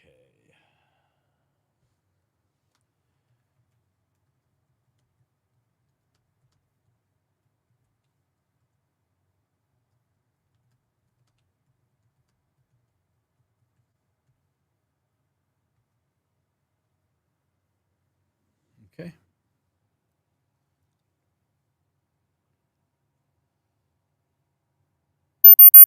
Kid Rock just walked into the Senate and dropped a bomb that has Ticketmaster executives sweating bullets. The rock star told Congress exactly what millions of Americans have been thinking about the rigged ticket system. What he said about being beholden to no one reveals the real reason most celebrities stay silent about this scam. Now, it's not just about concert ticket, folks. This is about corporate monopolies crushing the American dream while politicians look the other way for decades. When Kid Rock says ticket pricing has been out of control for over 30 years, he's talking about a system that's been ripping off working families who just want to take their kids to see their favorite artists. Senator Marsha Blackburn, she's leading the charge, but notice how this only happens when Republicans control the conversation. The same establishment that allowed this merger in 2009 under Obama is the same swamp that's been enriching themselves while you pay $300 for nosebleed seats. Kid Rock gets it because he's not controlled by the machine. Now, speaking of not being controlled by anyone, you know what caught my eye recently? Right? You ever see something and instantly know it's going to turn heads? That's exactly what happened when I saw these Trump never surrender gold sneakers. Now, these aren't subtle, and they're not supposed to be. Gold finish, red, white, and blue details, never surrender right on the shoe. You put these on, you're making a statement that you stand with the only president who actually fought the swamp. Just like Kid Rock walking into the hearing room unafraid, these sneakers say you're unafraid to show your support. In a world where celebrities bow to corporate masters, these represent the courage to stand apart. Get yours at the link in the description because sometimes you need to make a statement without saying a word. But here's what the mainstream media won't tell you about Kid Rock's testimony. He specifically called out how artists, managers, and agents are scared to speak out because they might bite the hand that feeds them. Think about that. How many of your favorite celebrities are staying silent about issues that matter because they're owned by the same corporate machine? Kid Rock just exposed the entire entertainment industry's dirty little secret. Kid Rock on Capitol Hill, after senators introduced long-awaited bill promising changes for ticket buying. The Fans First Act would require disclosures about fees and the location of tickets, strengthen a law banning bots, and set stiff penalties for violations. Let's check this out. Ticket surf prices are just too high, right? Incredibly high. They've only gotten higher for 30 years. As an artist, what does this do for the American people? Well, it should stop them from getting ripped off and hopefully make America fun again so they can go out and attend some sporting events or big concerts at the prices that us, the artists, set, and not the secondary market and the brokers and the bots and the bad actors. How much have you paid for tickets? I know I've paid an arm and a leg. This sets it up. He's not just another celebrity witness. He is here because Congress has a concrete plan to tackle it. Positive reaction from fans as well. And here he is with Marsha Blackburn. Tell our audience what brings you to Washington today. We want to fix ticket pricing that's been out of control for Oh, well over 30 years now. They've had hearings like this before. There's a big merger in 2009 with Ticketmaster and Live Nation, which many thought shouldn't have happened, and it's only made things worse. With you just ask anybody these days about buying a ticket to a popular sporting event or concert, and they'll tell you that's a complete fiasco. So hopefully we can start to enforce the Bots Act, but more importantly, I would like to see, for the time being, a 10% cap be on the resale of a ticket, and I think that solves many, if not all of our problems. 10% cap. Yeah. I should tell you how much I spent for my Paul McCartney tickets. This is where Kid Rock moves from being just another frustrated artist to becoming the voice of millions of ripped-off fans. His testimony is about to get very, very personal. Here he is, Kid Rock's opening statement to the Senate Commerce Committee. There it is. Good afternoon. Thank you, Senator Blackburn and committee members for this opportunity. My name is Robert Ritchie, PKA Kid Rock. I just got to pause, dude. See Kid Rock testify on Capitol Hill was not on my bingo card today at all. We're going to watch it together, though. There it is. Good afternoon. Thank you, Senator Blackburn and committee members for this opportunity. My name is Robert Ritchie, PKA Kid Rock. I'm proud to say I've been packing arenas, amphitheaters, and stadiums with the greatest fans on earth for over 25 years. I'm also a capitalist. I'm here today because I love God. I love this country. Amen. I love live music and sports. And I believe music fans and artists have been getting screwed for far too long by the ticketing system. I'm in a unique position to testify because, unlike most of my peers, I am beholden to no one. No record companies, no managers, no corporate endorsements or deals. To put it plainly, I ain't scared. I ain't scared to speak out on these issues like many artists, managers, and agents are for fear of biting the hand that feeds them. I'm here because hardworking Americans who love live music deserve better, and because artists deserve control over their own work. And let's be clear, this problem is older than timeouts and participation trophies. 30 years ago, members of the rock band Pearl Jam, members of the rock band Pearl Jam sat in these same seats, warning Congress about ticketing abuse. In 2009, Congress was told under oath that merging Live Nation and Ticketmaster would benefit artists and fans. The CEO of Live Nation called the merger an experiment and promised it would increase competition, empower artists, and lower costs. He also said, and I quote, "A system that empowers artists benefits everyone." Almost need a rim shot after that. The CEO of Ticketmaster at the time also testified in 2009 and said, "We believe the combination of our two companies will benefit artists, fans, theaters, sports teams, museums, and all the other facilities, performers, and spectators who use our services. The economic foundation that supported artists in the past is crumbling. Piracy is threatening their livelihood. Secondary ticketing is driving up prices for the fans with absolutely no benefit to the artist.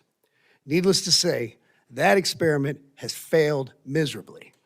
Independent venues have been crushed. Artists have lost leverage. Fans are paying more than ever and getting blamed for it. Should Ticketmaster and Live Nation be broken up? Probably.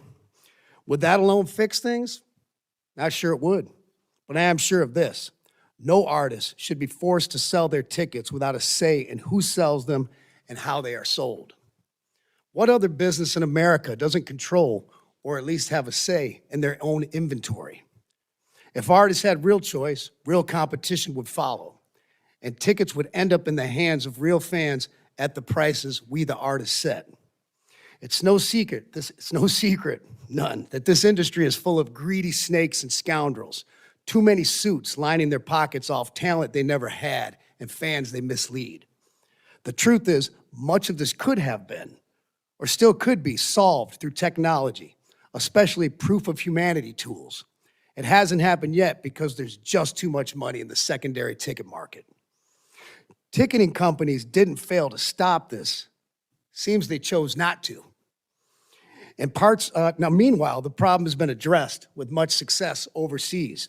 In parts of Europe, resale ticket prices are capped, and it seems to be working. I've been advocating for a 10% price cap here in the States on the resale of a ticket. And in fairness, Ticketmaster and Live Nation have supported this cap. Where I'm confused is this. I don't think Ticketmaster needs a law passed to do this. If that's true, then it only proves these companies have not been reactive, have been reactive, not proactive. I would implore Congress, this is important, to subpoena the contracts and deals between artists, promoters, buildings, ticketing companies, agencies, and vendors, because as I understand it, you will find mountains of fraud and abuse. Now, my positions and solutions are as follows. Number one, artists should control who sells their tickets and how. Number two, resale ticket price caps work and protect real fans. Number three, the Bots Act should be enforced. Brokers and bad actors must be stopped, and all should face serious penalties and consequences. All-in pricing is great, but it doesn't fix the system. Outlawing speculative ticketing is obvious. The problem is that ticketing lobbyists push these reforms as cover while fighting to keep tickets in an open market and lets them exploit fans under the guise of capitalism. Do not be fooled by these tactics. Congress and many others have been fooled since the mid-1990s, fooled again in 2009, and so on. This wasn't an experiment, it was a monopoly dressed up as innovation. So I'll close now with the words of one of my favorite rock bands, The Who, and say it is my sincere hope we won't get fooled again. Thank you. Rock on. We won't get fooled again. The perfect setup. Ticketmaster has repeatedly allowed bots and scammers to take tickets away from the loyal fans. Marsha Blackburn writes, she's leading the hearing to demand the answers. No, Sandra, what we're doing is building out the record. We do have a representative from Live Nation Ticketmaster to talk about how they continue to allow the bots on their site to scoop up all these tickets, and that disadvantages all the fans, sends fans to the resale market, and they're paying these exorbitant prices. Now, if the local utility and the local bank can cyber-proof their network so they can keep the bots out, you would think that Ticketmaster, Live Nation, was able to do the same thing. They have proven that they cannot self-regulate. So today we'll build out the record. I also have an amicus brief that I'm circulating on the lawsuit so that we can get that with the court. And it is important that we address this problem. It's a consumer protection issue, and we want fans to be able to go to concerts, to shows, to sporting events, and enjoy those and not be ripped off by the resellers. Make America fun again. Amen. Yes. You have our full support for that. I mean, these hidden fees, Kid Rock, are incredible. When you look at they tallied these up from 2019 to 2024. We have this number up on the screen. There are a lot of zeros there. You're looking at $16,400,000 in hidden. This was provided to us. It's a billion. Sorry, billion. Thank you. Billion. Provided to us by the FTC. I mean, these are incredible numbers. To the point of my mistake, you lose track, and people just pay these because they want to go to the concerts. So, Kid Rock, my question to you is: have you had any specific conversations yourself with Ticketmaster about this? Yes, I've been friends with the CEO of Live Nation, Michael Rapino, for many years, and in a lot of ways, we've done really good work together. But I've also ridden his behind very, very hard on Ticketmaster, especially when President Trump got in office. Being a friend, I said, I'm coming for you on tickets. He said, go for it. So here we are. The bottom line is nothing's gotten better through this Ticketmaster Live Nation merger. Tickets have only gotten higher and more expensive. And you nailed it when you said, this isn't like, where they raise the prices at a grocery store, and most people might have an option to go to a different grocery store. I'm proud, and I think every artist would tell you, I have the greatest fans in the world. So do they, and many of these people are willing to go above and beyond and sometimes pay money pay money that they don't have to come see us perform. And that's just wrong. And what other business does not have a say-so or control their own inventory? All I want to do is sell the tickets with who I want and how I want. It's that simple. There's no doubt you're fighting the... Or you just don't use Ticketmaster. So the moment that says everything, when Kid Rock declared, "I ain't scared." That's the difference between real Americans and the controlled opposition we see everywhere else. While other celebrities read scripts written by their handlers, Kid Rock walked into the lion's den and spoke truth to power about a system that's been screwing over fans for 3 decades. So the hearing proves what we've always known. It takes outsiders to fix the rigged systems that insiders created. And Kid Rock didn't have to do this. He's already made his millions, but he showed up because he actually cares about the fans getting ripped off. Compare that to the silence from every other major artist who's too scared to challenge the machine. We need more people willing to speak truth regardless of the consequences. The swamp counts on good people staying quiet while they rob us blind. Do you think Kid Rock's courage will inspire other celebrities to finally speak up? And hey, while you're thinking about that, check out the Next News merch shop to show your support for independent media that isn't afraid to tell the truth.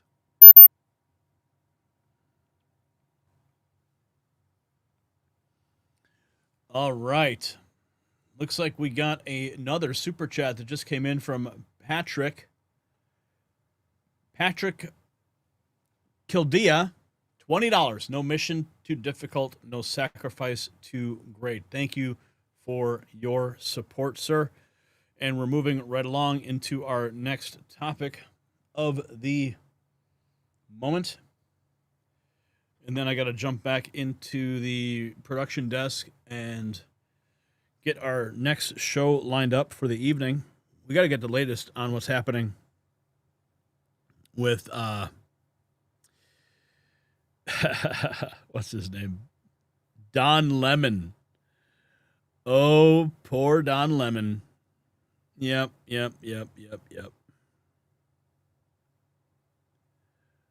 All right.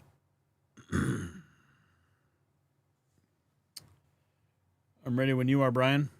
Let me just get this thing set, and then we will proceed.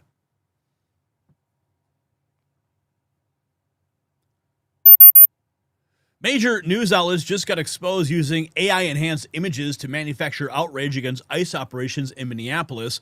We're talking about deliberate digital manipulation designed to make Trump's deportation efforts look brutal and excessive. The evidence is damning, the coordination is obvious, and the foreign connections will blow your mind. Now, this is not just media bias anymore. This is psychological warfare against American immigration enforcement. When outlets use artificial intelligence to doctor images that make ICE look like stormtroopers, they're not reporting news, they are creating propaganda. Your family's safety depends on effective deportation of criminals. But the media wants you to oppose it through manufactured emotional manipulation. Politically, this exposes the entire anti-Trump resistance as a coordinated disinformation campaign.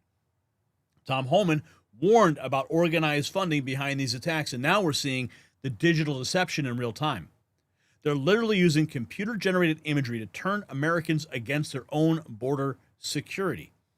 Speaking of national security threats, let me tell you about a critical development that many people have missed. We got some breaking news that occurred January 5th, 2026. This has gone completely under the radar. The U.S. Department of Energy announced $2.7 billion in contracts to restore domestic uranium enrichment capabilities. This is not just government spending. It's a declaration of intent. You see, America needs uranium, domestic uranium, and it needs it now. You see, the U.S. consumes 50 million pounds of uranium annually, but produces virtually none domestically. We're completely dependent on foreign suppliers, including countries that hate us. While media manufactures fake ICE scandals, real national security requires energy independence, and Atomic Minerals is positioning investors ahead of this uranium boom. Their portfolio targets the exact deposits that America needs to break free from foreign uranium dependence. This is economic warfare disguised as energy policy. So, smart money follows government contracts, and Atomic Minerals is at the center of this. And they're going to give you access to the companies will supply America's uranium future. Don't let fake news distract you from the real opportunities. Atomic Minerals, check out the briefing. It is linked below. It's exclusively for Next News viewers because real security starts with resource independence. Now back to this media manipulation scandal. See, here's what makes this even more sinister. The Government Accountability Institute, they just connected these Minneapolis anti-ICE groups to Mexican government officials operating from the same addresses, plus Chinese Communist Party affiliates coordinating the entire operation. We're not dealing with organic American protests. This is foreign-directed information warfare using artificial intelligence to create fake visual evidence against our own immigration enforcement. Take a look at this.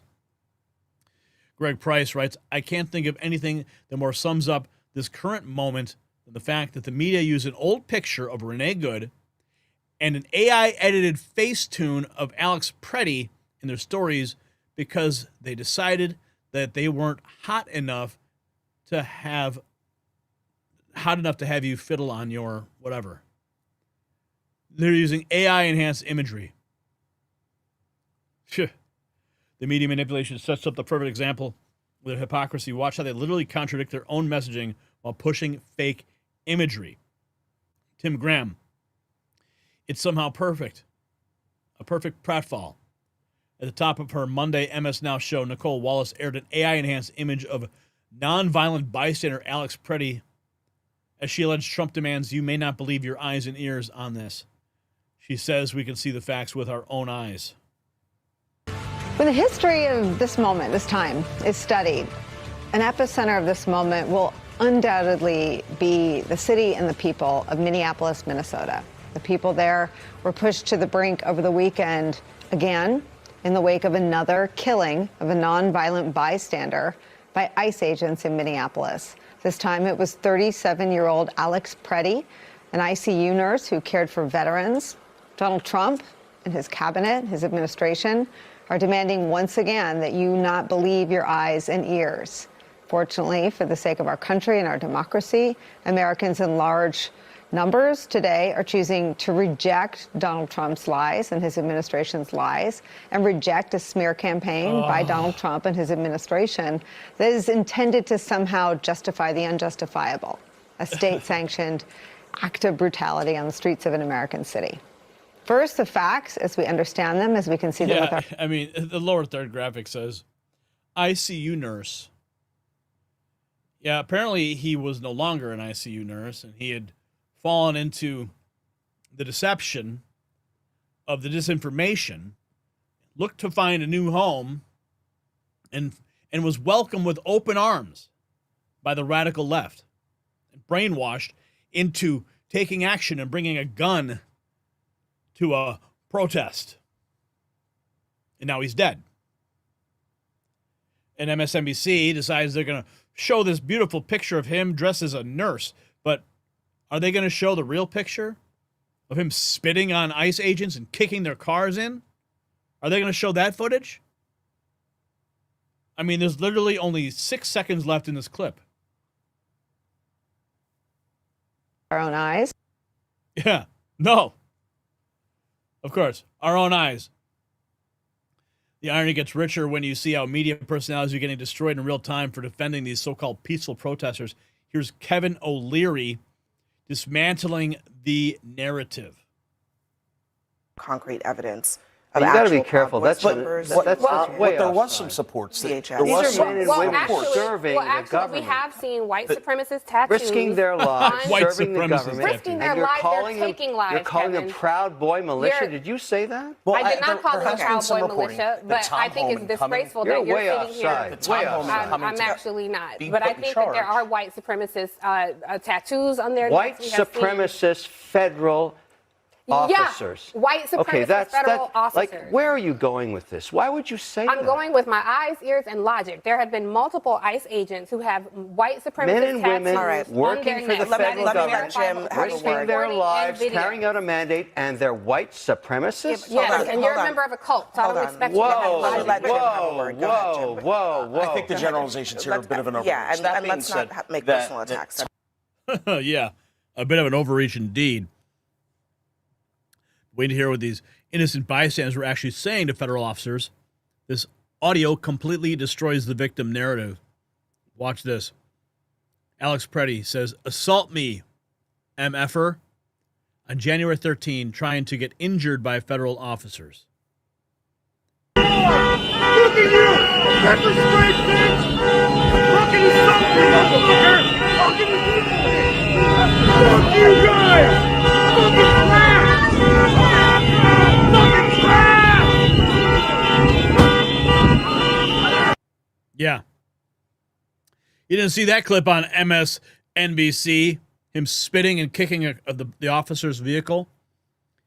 While media figures melt down over being called out, the bigger stories emerging about who's really behind the coordinated attacks. Greg Gutfeld goes haywire on Jessica Tarlov. Watch this. Oh, clip's not playing. He says, "We had dozens of American deaths where you didn't say anything. I'm absolutely bored by this. I'm bored by the Nazi stuff, bored by the concerned people in the media that were not concerned then. The lazy everyone's a Nazi playbook is falling apart as evidence mounts of something much more organized and sinister than the protests." Dr. Carolyn B., "If you aren't anti-ICE, you're a racist Nazi." Okay, check this out. Kind of that time where people are going to start really showing their colors, and like people were, but they were maybe a little afraid to. Like they didn't want to fully let you know how racist and how much of a Nazi they were before, because they felt a little shame in doing it. Now people are just truly showing their colors, and they're like, no, I actually side with ICE, and I do think they should be shooting American citizens in the face. I think they should be kidnapping people and killing them, and I think that's 100% fine. And by the way, I don't agree with the Second Amendment anymore, only when it serves me. And we'll get a lot of people who are like, well, you know, what do we need? We need to be nice to those other people to let them in, like people who are deciding to change sides now. And I'm like, change sides now. Change sides now. We've been living under an authoritarian regime for an entire year. And now you think things might be a little bad, and then you want me to coddle you? First of all, if you truly decided that you like think that things are bad and you should not be a horrible person anymore, or you're like woken up to propaganda, then you'll feel the guilt that tells you like, I need to be better. And if you don't feel that guilt, you are probably just a Nazi. You're probably just a horrible fucking person who literally believes people should be killed. And I have empathy that there are people who do not understand because like they might not have learned, right? But like you can learn now, like even the propaganda is telling, like even Fox News is like, ooh, this is bad. And yeah, I've had enough of you. It's not random activism. We're seeing documented proof of foreign coordination, and the players involved will shock you. Government Accountability Institute, the Minneapolis situation is not organic protest. Mexican government officials operate out of the same addresses as anti-ICE groups. Chinese Communist Party affiliated organizations are coordinating operations, and it's all real. Here's Peter Schweitzer with Donald Trump Jr. What is the nexus to all of this, and you know what's going on in Minnesota? I mean, are there foreign actors fanning the flames there? Yeah, there absolutely are. So Mexico has a consulate in St. Paul, which fits the pattern where other things have happened. And some of those groups, there's a group called CLUES, that's the acronym that's involved in a lot of these anti-ICE protests. They share the same address as the Mexican consulate, and they work together all the time. There's another group called MIRAC that is involved in organizing a lot of these anti-ICE protests. They also work very, very closely with the consulate. And if you look last year at what happened in Los Angeles and after Los Angeles, you have these Mexican officials. Again, these are senior government officials in Mexico that live inside the United States. There's a guy named Alejandro Robles who lives in Ontario, California. He sits in the Mexican parliament. He's the head of international operations for the Morena Party, which is the ruling party. In 2025, he went across the country, in his words, to quote unquote, organize the militancy inside the United States. He met with Antifa groups. He spoke before them. He went to other groups, and the whole purpose of it was to increase radical activism inside the United States. You look at some of the other groups that are operating in Minneapolis, Freedom Road Socialist Organization or Party for Socialism and Liberation. You'll see a lot of these signs that look exactly similar. If you look down below, you'll see either PSL or FRSO. These are both groups that are supported and encouraged by the Chinese Communist Party, and they have both pledged their allegiance to the Chinese Communist Party, and they are actively involved in combat in our streets. So what's going on is, yes, you've got the sort of shrieking Minneapolis middle-aged white women with their whistles. But you also have a very detailed, organized effort involving foreign actors. And what they want, Don, is they want this fight. They want violence. They want martyrs. Yeah. Because they see this as undermining what the Trump administration is trying to do. And they're getting their martyrs right on cue. Evidence of foreign interference mounting. ICE leadership is making clear accountability is coming for the orchestrated attacks.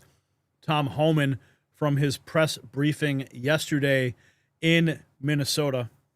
First of all, about the organization and the funding of the attacks on ICE. I'm not going to answer a lot about that because I'm not going to show our hand, but they'll be held accountable. Justice is coming. Again, we got to all remember why the questions we've seen and why we're here. What started this? 4 years of an open border where millions of people are in this country unvetted. Remember, let's not forget, for 4 years we were told the border was secure. 4 years we were told the border was secure. And we all knew it wasn't. And I want this to be a positive thing we're doing here today. I also want to remember the politicians are continually attacking us. Where were they the last 4 years when the number of women and children sex trafficking went all-time high? Where were they when 250,000 Americans died from fentanyl coming across the border? Where were they when women and children are dying making that journey? Where were they when over 4,000 aliens making that journey died? Historic record. Where were they? Not a word. Now we're just trying to respond to what happened the last 4 years and keeping this country safe. And we're arresting a lot of public safety threats, take them off the streets, which make this country safer. President Trump promised to make this country safe again, and that's what we're doing. But my 2.5 days up here, we made a lot of progress. I think everybody agrees on the criminal and public safety threats. They agree it's much safer and easier to arrest an alien in a facility than send a whole team out in the field that's going to draw anger, because now we got to send a bunch of people to do something that could have been done by 1 or 2 people.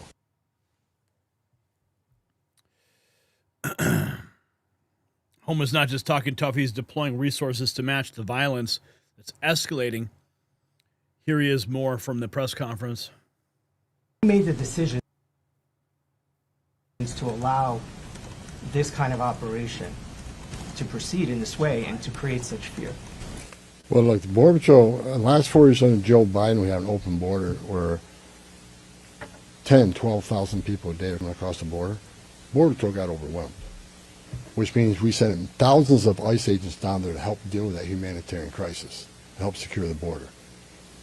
Now we have millions of people released in this nation, many unvetted. Now we got to find them.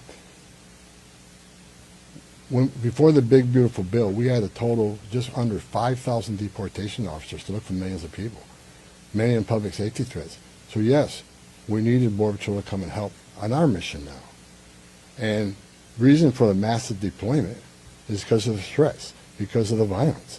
Our officers need to be protected. If I'm on an operation, an arrest team, I'm going to a house, I got to be busy with that guy, the dangerous guy, and I can't keep looking over my shoulder at what's happening outside the house. So we brought extra resources in to provide that security. And as I said, as we drill down on these great agreements we got and this great understanding we have, means less. So we can draw down those resources.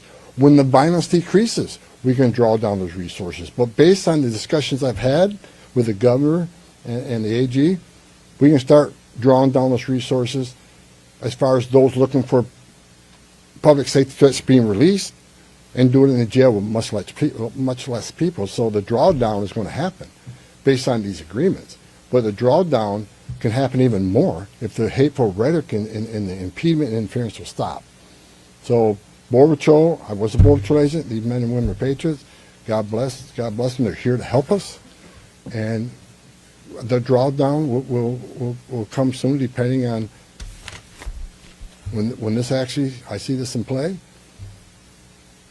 But the agreements to have alone is going to cause a significant drawdown. So you're going to see a drawdown. You're going to see the drawdown. That's exactly. Only if they play ball. The violence is escalating exactly as predicted, with activists now targeting anyone they suspect of being federal agents, leading to dangerous misidentification. Jorge Ventura Media. Several dispersal orders issued by local authorities on the LRAD system outside the Graduate Hotel in Minneapolis as protesters target another hotel they believe federal agents are staying. Avenue Southeast is private property. I've spoken with the lawful possessor of the property, and they demand you leave their property immediately. You are in violation of Minneapolis City Noise Ordinance 389.65 and Minnesota State Statute 609.705, an unlawful assembly. I am hereby ordering you to depart from this property immediately. This property includes the interior of the building and the surrounding sidewalks. Please leave the property by walking eastbound on Washington Avenue. The LRADs have been deployed. The mob mentality is spiraling out of control, but there is poetic justice brewing as the coordinators become targets themselves. ICE Watch activists using signals sounded the false alarm that a couple at a diner were ICE. They swarmed the restaurant and attacked 2 TSA employees. And I don't have the video. Apparently, it's not loading at the moment. But the organizers are facing their own harassment. The mask is coming off. The peaceful protesters, and the footage is damning. This footage, though, this is going viral right now. If you haven't seen it yet, I'm going to present it to you. Notorious ICE agitator Andrew Mercado, known for doxing the hotels of ICE agents, inciting mobs to attack people, and recording stolen documents, is now having people show up at his house. Note, I don't condone this, but it is ironic. Now, I don't know exactly who this person is, but clearly he has had enough. He's had enough, and he decided to show up at the guy who's been doxing the ICE agent's house. Andrew, your video, it was cute. However, the team of Punishers, we got your address. We know who you are. Watch your fucking mouth. You hear me? Watch your fucking mouth. Commies, stand down. We've broken your signal groups. We've hacked your sites. You dumb fuckers vibe coded out a site that should have been locked down. And Andrew, watch your fucking mouth, bitch boy. Wipe your paws off. Misinformation comes with consequences. Misinformation comes with consequences. So, people are taking matters into their own hands. And it looks like he was freaking out too. Mercado Media 1. Please share. Jaden Scott, he tags him. I guess that's the person in the video. And unknown accomplices have found where I live and posted video online outside my door. I have my apartment managed and local police involved. Obviously have to move so more people are aware of the situation. So he's freaking out. Well, the entire Democrat narrative about the innocent nurses imploded, setting up Homan for the knockout punch about where these defenders have been all along. Remember this video? This is the innocent and harmless, peaceful, kind nurse the Democrats were crying about. The entire left-wing narrative is crashing down. The Democrats don't want you to see or share this. Look at you! Pepper spray, bitch! How can you stop me, motherfucker? How can you do this? Fuck you guys! Fucking trash! Fucking trash! This is a moment the news movement filmed on January 13th in Minneapolis, showing a man who appears to be Alex Preddy interacting with federal immigration agents 11 days before Border Patrol shot and killed him. Our footage was analyzed by the BBC, whose facial recognition technology confirmed his identity to a 97% degree of accuracy. On the morning of January 13th, our team received a tip that federal agents were blocking a street at the corner of East 36 and Park Avenue in Minneapolis. We arrived around 10:15 a.m. We saw observers shouting at the agents as they walked back to their vehicles. When they started driving away, the man kicked their taillight. An agent then got out of the vehicle, grabbed him, and pushed him to the ground.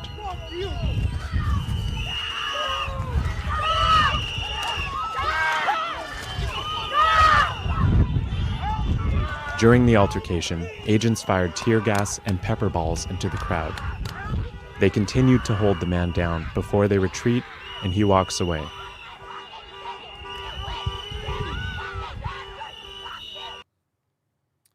That's your peaceful nurse. Tom Homan calling out the Democrats in front of millions.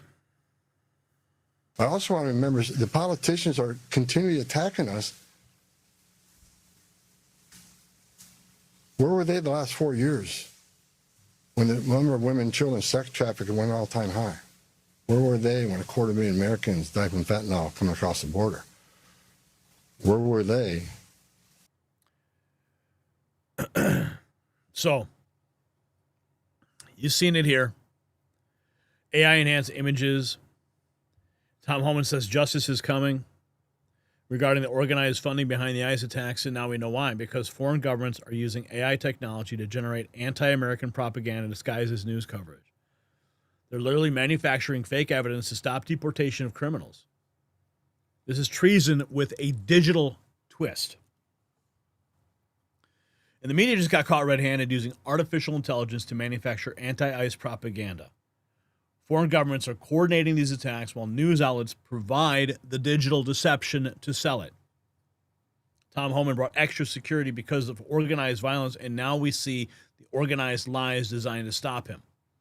This is information warfare using AI technology to protect criminal illegal aliens from deportation. And when outlets use computer-generated imagery to make ICE look brutal, they're not informing Americans, they're deceiving them on behalf of foreign interests. You think news outlets using AI-generated images to attack immigration enforcement should lose their broadcast license?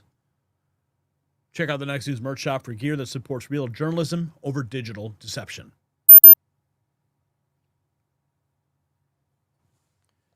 All right. Let's see here. Let's continue here with our news. It is almost 4 o'clock Central at the moment. And we are continuing our coverage. What the heck? The mule went down again? Seriously? Why is it going offline? This pisses me off to no end. Okay. All right, we got to get to our next topic here.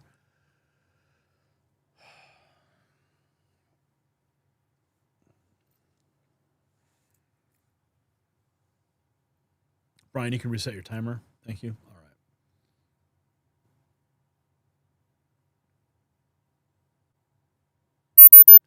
Democrats just blinked in the biggest government funding showdown of the year. After threatening to shut down the entire federal government again over their radical immigration demands, Senate Democrats suddenly caved and cut a deal with President Trump. But here's what they don't want you to know about the fine print of this so-called compromise. You see, this isn't just another boring budget fight in Washington. Your paycheck, your security, and your freedom all hang in the balance if the government shuts down. Federal workers don't get paid. National parks close. Essential services grind to a halt. We saw it before. But Democrats, they were willing to risk all of that again to handcuff ICE agents and stop deportations of criminal illegal aliens. They wanted to tie the hands of border security while fentanyl pours across the southern border. Meanwhile, President Trump stood firm, refusing to let the radical left use American families as hostages for their open borders agenda again.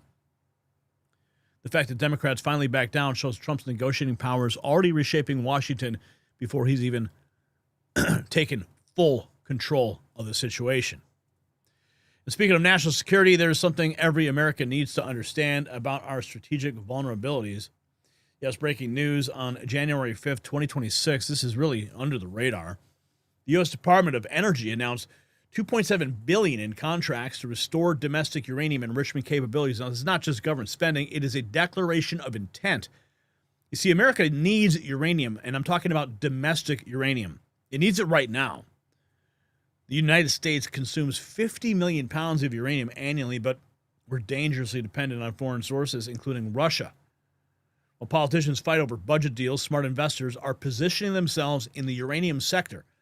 Atomic Minerals is pioneering American uranium production with cutting-edge extraction technology. As global tensions rise and energy independence becomes critical to national security, uranium demand is exploding. The same strategic thinking that's driving government contracts should inform your investment strategy. When America's energy security depends on domestic uranium production, companies like Atomic Minerals, they're not just mining opportunities, they're mining the future. That's the kind of strategic thinking America needs more. Get the exclusive briefing written just for you. It is linked in the description. Now back to the budget showdown. Here's the twist the mainstream media won't tell you. It wasn't really about government funding at all. Democrats were using this as a last-ditch effort to sabotage Trump's deportation plans as he is just barreling through with his agenda. They want to strip funding from ICE, mandate body cameras, and intimidate agents and create bureaucratic roadblocks for immigration enforcement. When Trump called their bluff, he said he'd rather have a showdown than cave to their demands. It's only Democrats discovered they could negotiate after all. Senate GOP just sealed a deal with the Trump White House to ram through legislation making sanctuary cities a federal crime. Mayors and governors shielding illegals, they could face arrest and jail time. Common sense legislation. Here's Lindsey Graham on Fox News. What this is about. No more Lake and Rallies. President Trump and I are never going to let that happen again. I don't mind trying to make ICE better. I don't mind having some reasonable reforms and learning from the mistakes. But here's what I'm telling my Democratic friends. That's a Band-Aid. The cancer is the sanctuary city policy adopted by 12 states that creates chaos for the rest of the 38. Yeah. So here's some news. I just concluded a deal with the White House to come up with a sanctuary city bill that would end sanctuary city policy forever. How? I will make it a federal crime for a state or local official to defy federal law on immigration. So going forward, if my bill passed, these mayors and these governors who defy federal law that have been on the books for 30 years could go to jail. If you want to change sanctuary city policy, you got to hold those accountable who ignore federal law. So to Hakeem Jeffries and all the liberals on your side of the aisle. Well, that would be welcome legislation. Will it get that far, though? The claim about sanctuary city legislation sets up the political backdrop of the real story unfolding. The funding fight is about to explode. There's a cal sheet here. 69% chance of government shutdown on Saturday. Well, thankfully that has been averted. The betting market's sensing chaos because the actual Senate vote is happening. It's not going well, apparently. The Senate blocked earlier the House approved $6 spending package after it included extended DHS funding through September 30th with no meaningful reforms. The bill failed to reach 60 votes needed. A bipartisan group, including Democrats and 7 Republicans, voted no. The failed vote report creates the crisis that's forcing politicians to pick sides. The government barreling towards a shutdown because Schumer's refusing to rubber stamp funding for ICE and Department of Homeland Security without accountability. He called them the secret police. Wow. End the violence. First, End the roving patrols. Second, enforce accountability. Third, masks off, body cameras on. Each officer must have visible ID.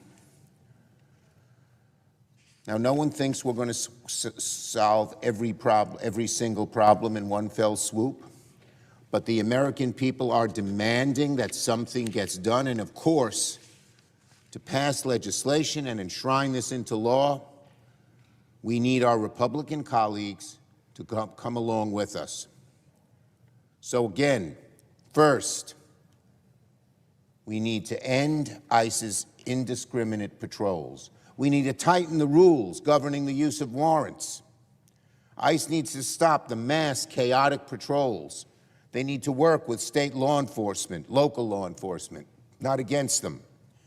That means no more ICE agents barging into people's homes without a judicial warrant. When does that ever happen in America?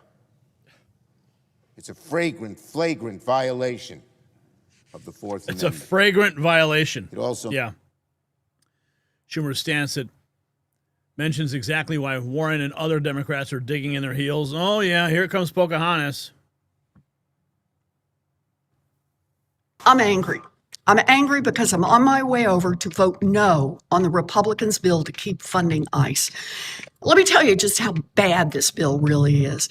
This budget rewards ICE with $10 billion more dollars. That is on top of the $75 billion that Republicans gave ICE over the summer. And this budget does nothing to rein in ICE. Nothing. Even after masked federal agents shot and killed another American citizen.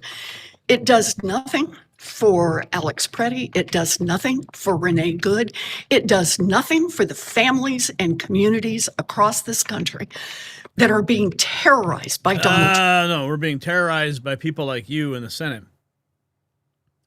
Her defiant hell no represents the Democrat wall that's pushing this towards shutdown, but Republicans aren't giving up. U.S. Senate fails to advance the funding bill to avert partial shutdown with a vote 45 to 55. The confirmation shows the crisis is real. Now, senators agreed to a stopgap funding deal for DHS, meaning spending will likely be treated as a separate bill, giving lawmakers time to debate the conditions around it. There's been a breakthrough on Capitol Hill as senators struck a stopgap bill to fund a large part of the government just a day before it shuts down. In the wake of the killing of Alex Preddy at the hands of federal agents in Minneapolis last Saturday, Democrats revolted against the government spending package, which consists of 6 bills wrapped into one. Democrats and even some Republicans wanted to strip the spending bill for the Department of Homeland Security out of that package and add some constraints onto federal immigration agents, calling for them to remove their masks, wear identification and body cams, increase accountability for officers, and end warrantless searches of neighborhoods and more. Partial funding for the government expires at midnight on Friday, threatening another shutdown, but talks between top Democrats and the White House led to the breakthrough late on Thursday. Well, the Senate will now advance the other 5 bills and agree a 2-week stopgap funding bill for DHS until February 13th. The White House and Republicans had wanted a longer period of 6 weeks, but Democrats' demands for 2 weeks ultimately won out. However, that doesn't mean that a shutdown has been avoided. The House will have to approve this amended package, and they are in recess until Monday, meaning that there will likely be a shutdown, albeit only for a few days. Passing the House, although, may also not go as smoothly as hoped, with some Republicans calling for more changes to be made to the appropriations bills. Lawmakers will now have 2 weeks to discuss the future of DHS spending and the constraints before this stopgap bill expires in mid-February. Oh my goodness, man. This just keeps going on and on. Picking up the early signals of compromise talks, setting up the dramatic reversal. Trump announces Republicans and Democrats have reached a bipartisan deal to fund the vast majority of government through September, while providing short-term extension for the Department of Homeland Security, including the Coast Guard. So as we've been reporting throughout this hour, there is movement right now up on Capitol Hill, and this time the breaking news comes in from the President of the United States. Senators have reached a deal to avoid a government shutdown, and President Trump posting this on Truth Social, saying Republicans and Democrats in Congress have come together to get the vast majority of the government funded until September, while at the same time providing an extension to the Department of Homeland Security, including the very important Coast Guard. Hopefully, both Republicans and Democrats will give a very much needed bipartisan yes vote. That from the president moments. Trump's announcement of a breakthrough deal creates the turning point, but the details show it's not a complete victory for anyone. House and Senate cut a deal to dodge the shutdown. DHS funding gets timeout. The deal funds a vast majority of government through the fiscal year while giving negotiators 2 weeks to wrestle over Democrats' demands for ICE changes of no masks and no body cameras. This is the actual compromise, explains how both sides save face, leading to the official confirmation from the Associated Press. Democrats and the White House reach a deal to avert a shutdown and temporarily fund the Department of Homeland Security. So the real winner here, President Trump proved once again that he is the master negotiator. Democrats thought they could use the threat of a government shutdown to extract concessions on immigration. Instead, Trump turned the tables and made them look like the extremists, willing to hurt federal workers just to protect criminal illegal aliens. So the budget deal is just a preview of what's coming when Trump takes this whole thing to the next level. Democrats tried to play hardball and got schooled by the master. They wanted to fund border security and got a lesson in what happens when you mess with America First policies. The establishment thought they could bully Trump into submission, but instead they are the ones backing down. You see, this is what winning looks like, folks. Trump is president, and he's making Democrats bend the knee. So here's the question for you. Are you ready for the next 3 years of this kind of winning? Drop a yes or no in the comments and hit that subscribe button and check out the Next News merch shop for gear that shows you're part of the America First movement.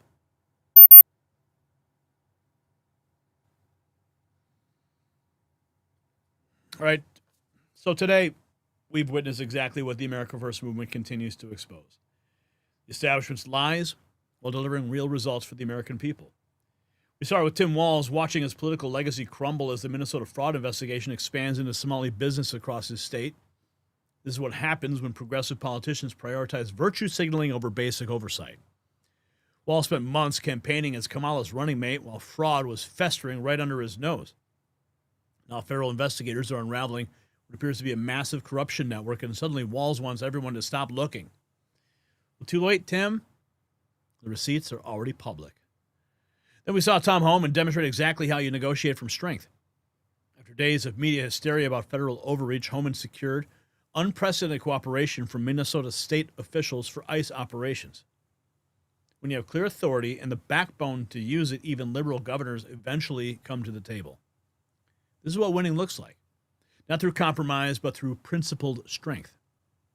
And then Kid Rock brought the same energy to Capitol Hill as Senator Marsha Blackburn's hearing exposed Ticketmaster's monopolistic abuse of American consumers.